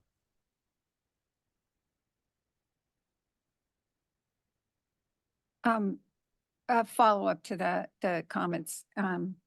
So in your application, you talk about actively recruiting physicians who would bring their patients to the facility, and say that there are very few physicians that have high levels of experience with this type of treatment for reasons of it being a newer or less widespread technology. So can you just talk to us a little bit more along the lines of what Dr. Chang was saying about who the clinicians would be? I don't know, Dr. Yamamoto, if you would be practicing at Danbury Proton, or if you know yet, to your earlier point, Steve, about, chicken and egg kind of questions. But can you just tell us more about how you intend to assure that you have adequately trained clinicians at the facility? Oh, yes, Les Shinamo. Like most facilities, there's usually a medical director or someone in charge in that part of it, and I hope to be that person. My intent is to be that. My intent is to practice there. But with over 50, about 40, 50 Proton centers, there's a wealth of people with experience with protons now, that actively recruiting people with the experience is not a big problem, I see. The other is we're used to training folks. That's what I used to be, a training, residency director at the only Proton center for many years. So that's not an issue. The planning of a radiation plan is sort of agnostic to what beam you use. So if the plan looks better with protons, we're all trained on how to make the plans look better, where you put more dose on the cancer and less on normal tissue. And a lot of that's due to the planning, the dosimetrists that we have here that will have experience in using protons. And that's the key person that help, design the plan with the physicist and the physician. But it takes the lead on making the plan the best possible plan, whether it's protons or X-rays. So there's plenty of supply of folks like that. We obviously want to recruit the best, and the credentialing is no different than credentialing at a hospital or anywhere else. They have to be licensed and board certified and have references and such. I don't see it much of an issue. You only need 1 or 2 FTE physicians to keep the center going. Okay, and I apologize if you stated it earlier. Are you actively practicing in Connecticut at the No, moment? I'm not. Okay, so you're not licensed yet in Connecticut? No. Okay, thank you. Will be, hopefully soon.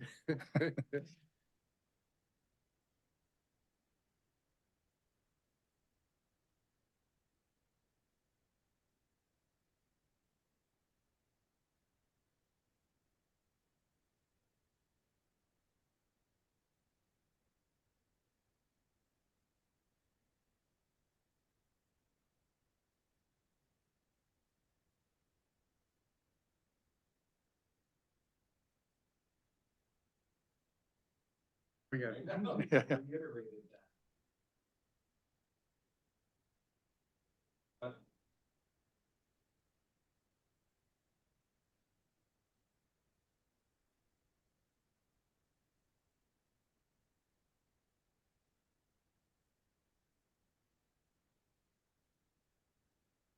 Oh, we'd love it.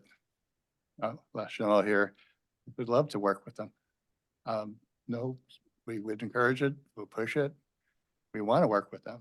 I was in support of their facility at the, last CON and such, so. And there's, I might comment too, just having, Steve Courtney, just having come from the National Proton Conference. It's frankly a big club.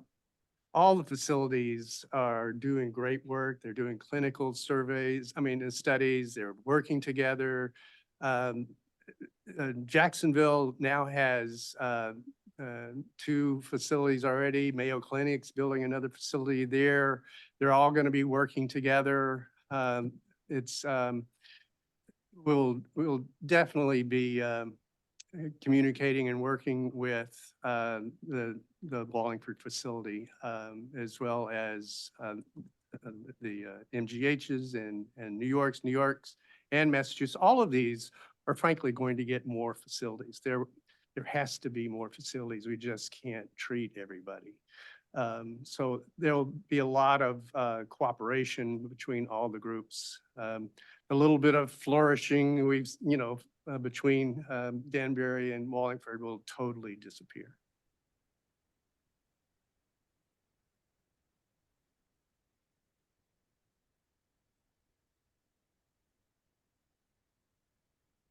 Attorney Hardy, has that other individual signed on yet?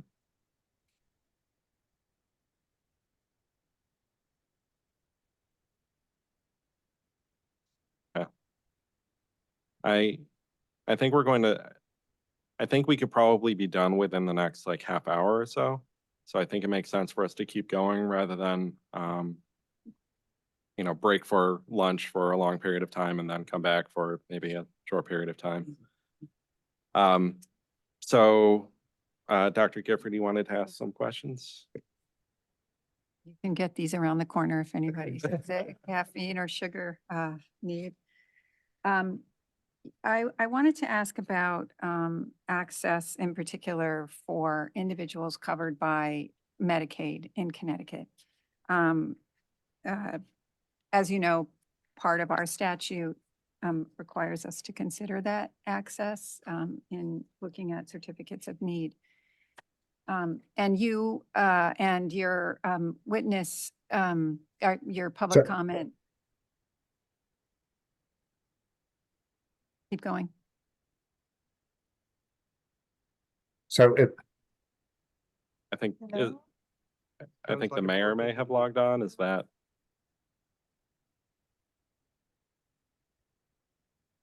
Oh, it's the mayor. Okay. I'll defer to the mayor. and how do you handicap loss? If when it doesn't come through, or If you are not the mayor, could you mute yourself, please?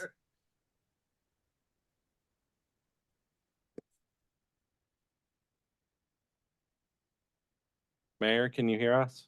I can hear everybody okay. I just Okay. was waiting till I just apologize. I can mute myself until you're ready.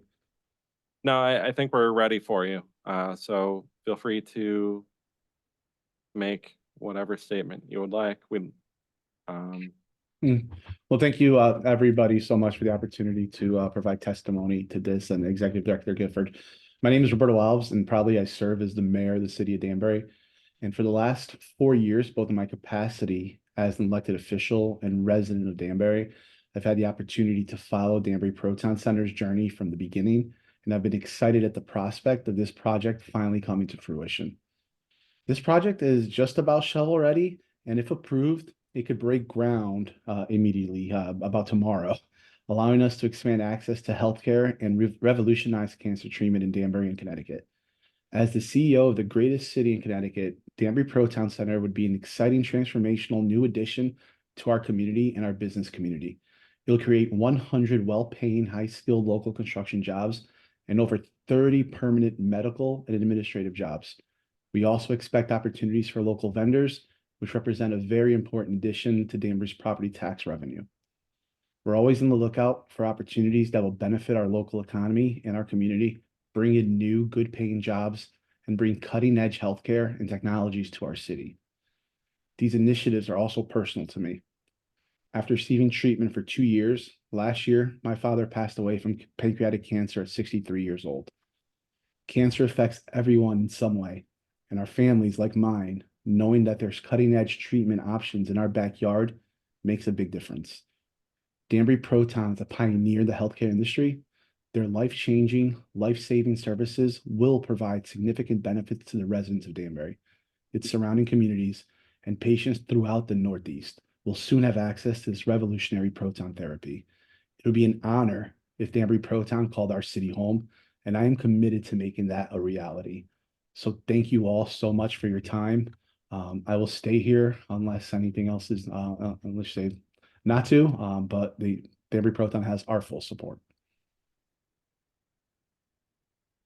Thank you, Mayor. You don't need to stay on, but you're welcome to. And I believe that's it for public comment. Is that correct, Attorney Hardy? That's correct. Okay. So anyone who didn't get an opportunity to speak today is free to submit written comment up to 7 days after today. The email address again is comment@ct.gov. And you can submit that directly to that email, and then it'll eventually get uploaded to the portal. I'm going to turn back to Dr. Gifford now, who is going to ask a few more questions. Thank you, Dan, and thank you, Mayor, for your testimony. So getting back to Huskies / Medicaid here in Connecticut. So we've heard about the challenges of daily treatment, and we understand that that can be especially challenging for people with limited means, particularly those who rely on public transportation or who lack family supports for things like childcare, et cetera. Not everyone has of course, the luxury to travel and to receive this treatment. So can you just tell us a little bit more about experience with supporting individuals with Medicaid to receive this treatment? How in particular do you see Danbury Proton providing support such that we have equal access to this treatment for people that are covered by Medicaid? And as part of that, if you want to talk about the coverage policy for Husky here and how that relates to your response, that would be helpful. I think it might be good to start with Andrew Chang. Andrew, you guys have a charity policy, obviously. How's it working there in San Diego? So the majority of our patients who are on Medicaid are our pediatric population. We have 19% of our patients we treat are pediatrics, and especially where we're located in Southern California, those family members also crossing over from Mexico into our region are placed on emergency Medicaid. In addition, we have patients that come from Nevada and New Mexico, so we have to work with out-of-state Medicaid as well. So the support systems we have are a few. First, we work with, we're affiliated with the local children's hospital that provides housing support with the Ronald McDonald Housing. In addition, we have a variety of other support systems, such as relationships with American Cancer Society that provides local housing or stipend for local housing for adult patients with Medicaid who cannot afford the trip. We have also worked with the various transportation groups in the area to provide transport to and from housing. So a few of the hotels near us will have shuttle services for the daily transport. We have vouchers with Southwest Airlines to provide travel to and from their home, as well as it's called like Uber Health or something like that. I can't remember exactly their name, but they have a section where we were able to utilize their services to do patient transportation for, sort of course, non-acute systems. So patients that just need to get to and from their hotel that we work with. Those have all been very helpful in providing additional support for the patients who don't necessarily have the financial resources to be able to stay, especially in like an expensive city like San Diego. There's also the Cherry program that you mentioned, Stephen, for patients who don't have any insurance at all to still if they need therapy.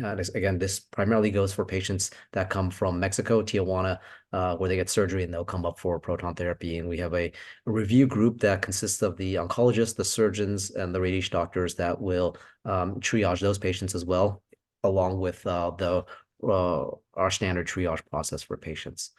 I think the biggest difficulty has been working with Medicaid from out of state, who have different rules on which patients they'll send and what support we can provide to those patients. I'm not familiar with the Connecticut area more to be able to speak much more on that, but that's how we do it in Southern California.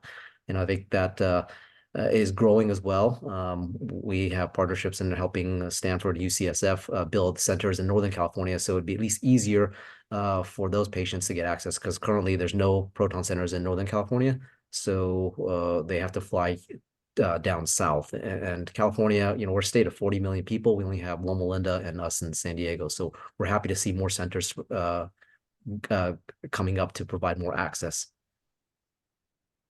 Thank you, Dr. Chang. So will there be, I'm trying to understand the relationship of that response to Danbury Proton. So there's not a formal relationship between Dr. Chang's center and Danbury Proton, or is there one that I've missed? Not a formal one, no. Okay. That we have gotten proposals from them to assist us in our operations. Okay. So with respect specifically to the questions around access for Danbury Proton, do you have any analogous plans to those that Dr. Chang described? That's certainly in the plan. Certainly, we certainly part of our mantra is, to turn no patient away from a financial point of view by any means. So, that's it's a big part of what we hope to accomplish there. There is, a population that is in that area that we hope to serve well. The transportation side of it is important. There are various transportation organizations in Connecticut that are very helpful in that regard. In the public health side of things, there are resources there in terms of transportation. One of the keys of running a smooth operation is getting patients there on time. And so to the extent that we spend money in that, that's also what we anticipate to do. We have a written charity policy already developed. I think that was submitted as part of the record. So that speaks to the charity side of things. Okay, which is different from Husky, just. Yeah. Right, okay. And the percent of federal poverty level that would be eligible for charity care, can you just remind me what's in the policy? You can come back to that while you look, get up in your big notebook there. So on similar lines, you at our request kind of quickly went past the WIT slides in your presentation. Can you say a little bit more about what that is and why it's needed? Sure. I think it is something that OHS would more broadly be interested in. I frankly just discovered it at the National Proton Conference just a month and a half ago. And Memorial Sloan Kettering was championing that particular platform. The developer of that platform had some life situations in terms of battling cancer himself, and wanted to find a way to more effectively impact the total patient. I mean, every facility has a patient liaisons and that sort of thing, but this platform he was able to develop gives a patient a place to say what things would be nice for them. whether it be walking the dog or giving them some transportation, coming over, cleaning the dishes, mowing the lawn. Yet most people really have a hard time asking people to do things. So this platform, you just list these various things that would be nice to have happen by somebody. And then on the other side of the coin is there are a lot of people that would love to help a person, but have no idea how to do it. And so it facilitates the people that want to help. They can go to the registry and say, oh, Saturday, I can go and mow the lawn, or whatever the request is. So it puts, puts the need out there more easily for the patient, and puts the response out there more easily for the would-be helper. I see. It can involve money as well. As a matter of fact, Memorial Sloan Kettering said essentially that 95% of the requests that were honored had some kind of monetary component, whether it was bringing over ice cream this afternoon or something. But so it's a little bit of a blend of a GoFundMe and a registry. It's pretty exciting, really, because it addresses the whole patient, and not just the patient, but maybe the family needs, which, as you know, a patient doesn't have cancer, a family has cancer. Okay. Thank you. And I just, I want to go back because something Dr. Chang said struck me a little bit about the number of facilities in California. There's Loma Linda and San Diego, none in Northern California. So can you just explain again how that relates to your assertion that Danbury, Connecticut is the place where one is most needed based on population, given that we have one in New York, one in Boston, and one to be built in Wallingford, and there's only 2 in the whole state of California? The whole state of California is very big. So if you look at the larger density, it's simply a matter of a population density. Proximity. Lionel and Mevion is trying to correct that problem in Northern California right now. They are developing a center with Stanford. Okay. A lot of the limitation, Lionel Boucher, a lot of the limitation that we have seen to have more proton centers has been cost. Northern California costs have been tremendous. So we have a partnership with Stanford to bring proton therapy within Stanford Health. That's a project that is started some 20 years ago, UCSF in the same way. It's just the cost of land, the cost of this very large construction. The partnership with Stanford has been very unique because we are able to bring it directly on their campus. So that integration has been important. So why no more? Not more proton is definitely the cost. So Danbury is a much lower cost of development but a lot of patients, a lot of population also. Understood. Thank you. I have located the charity care parameters if you'd like me to read them. And so this is Exhibit N, as in Nancy, to our original application. So it provides where income is 200% of the federal poverty limit or less, that qualifies for free care. Then at less than 225%, a 60% discount. Less than 275%, a 40% discount. Less than 300%, 20% discount. Less than 400%, a 10% discount. Thank you very much. Appreciate that.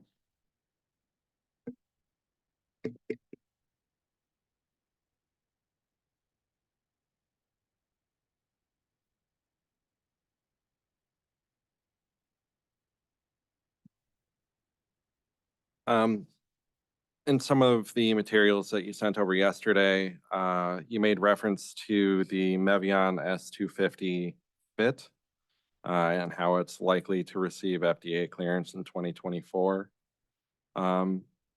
Is there any chance that Danbury Proton would instead move to install one of those instead of the planned S250i? Yes and no. We've designed the facility so we can easily add a second treatment facility. That's all been approved by the city in the planning process. And so if in fact what happens that we expect, that we'll be quickly running out of patient slots, we will probably add the FIT to that as our second machine. It does have to get FDA approved. It is unique in that the patient positioning is not laying down and the seated position is going to be challenging. So it may not make FDA approval or be ready for treatment very quickly. And we didn't want, frankly, to wait around for that for our current installation. And frankly, having both systems might offer some advantages in the future. Thank you. And I think this probably goes without saying, but I didn't see it anywhere in the record, so I'm going to ask it anyway. Does Danbury Proton plan to seek either ACR or Astro accreditation?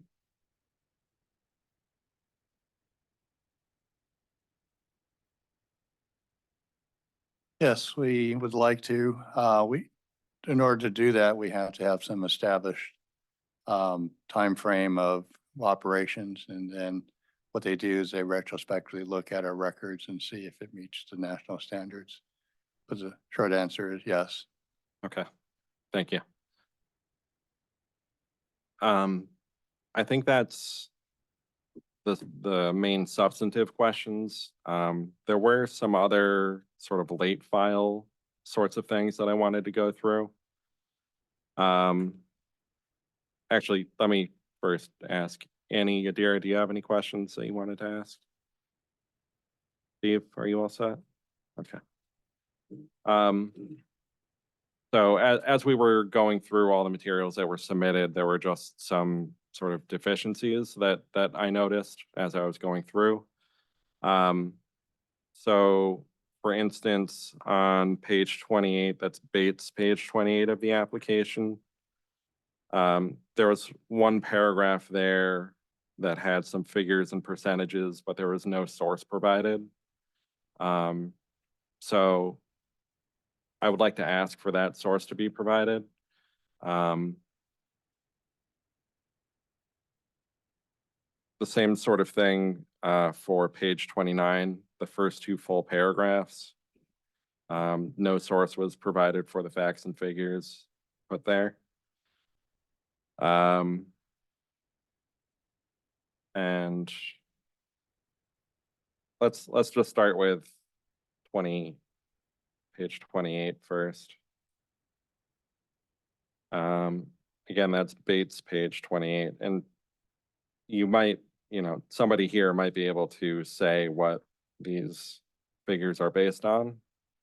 If not, you can go and do some digging and then get back to us. Yeah, certainly we can provide that.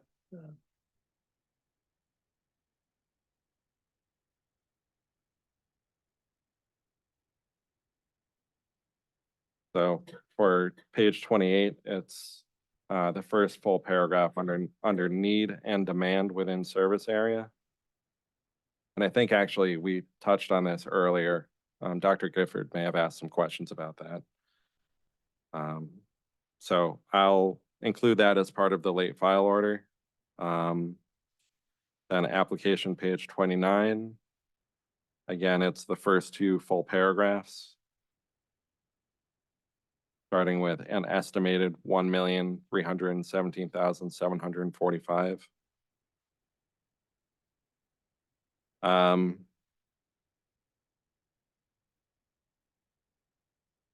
So page 36 we addressed.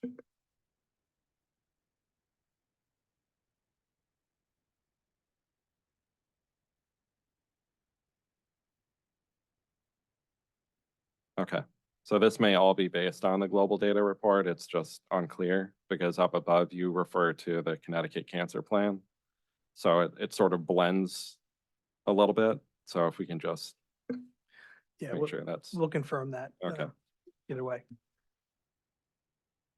On page 41, you made reference to a second primary service area in New York, and then you said I think it was your intent to list the towns and the cities that make up that New York PSA, but only a map, which was sort of grainy, was provided. So if we can receive the towns and cities, just a list of them as you did for Connecticut, that would be helpful. And lastly, page 57. That's Bates 57. There was a chart that was provided. And as the source, it said compiled sources. I wasn't sure what that referred to. So if you can confirm that, that would be helpful as well. Oh, actually, I apologize. I just found that compiled sources is a defined term on page 50. So we'll ignore that one.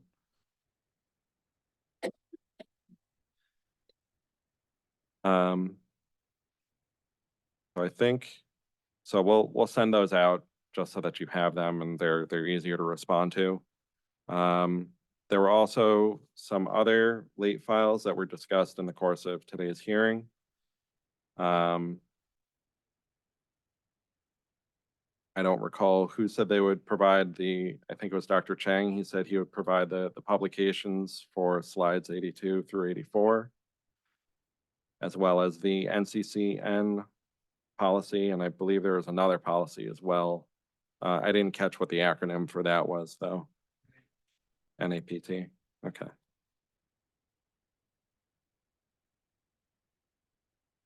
The NAPT does a very good job at summarizing the NCCN, and I would recommend using those from them. As long as it cites the original It data. does cite, purpose. yeah, it does. It's a nice Excel table Yeah. that site, and they update it regularly. Yeah. So they just comment on, they just, wherever Proton is mentioned, it's where they provide the information.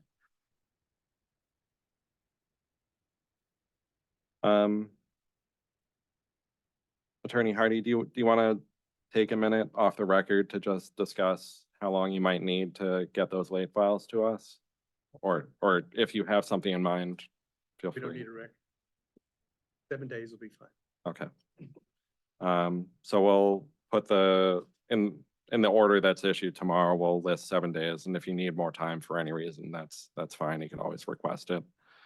And that will line up nicely with the public comment period, which also ends in 7 days.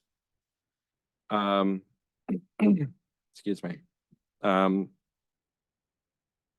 Attorney Hardy, I know you said in the interest of time, you're willing to forego providing a closing statement. We are ending earlier than I think OHS, and well, certainly I anticipated. So if you do want to make a closing statement, feel free. Yeah, I would just again thank staff for your assistance in this process and for a good hearing today. You know, my takeaways from the presentation and the experts that you've heard from today is that this project meets the core objectives of the CON review program, and that it will help reduce unmet need. It will increase access to this leading technology and reduce overall costs. So of course, we were asking that the agency improve this very important project. Certainly, as you're considering the decision, we would be happy to address any specific issues or concerns you may have after today's hearing.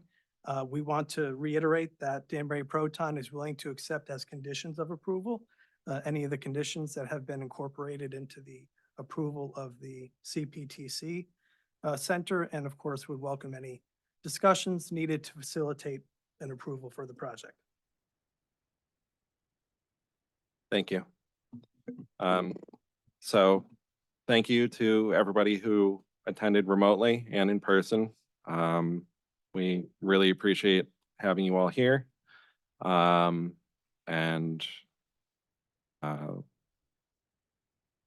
Again, as I mentioned earlier, written public comment can be submitted up to 7 calendar days after today. And for now, the hearing is adjourned, and we will close the record at some point in the near future. So thank you very much. Thank you very much.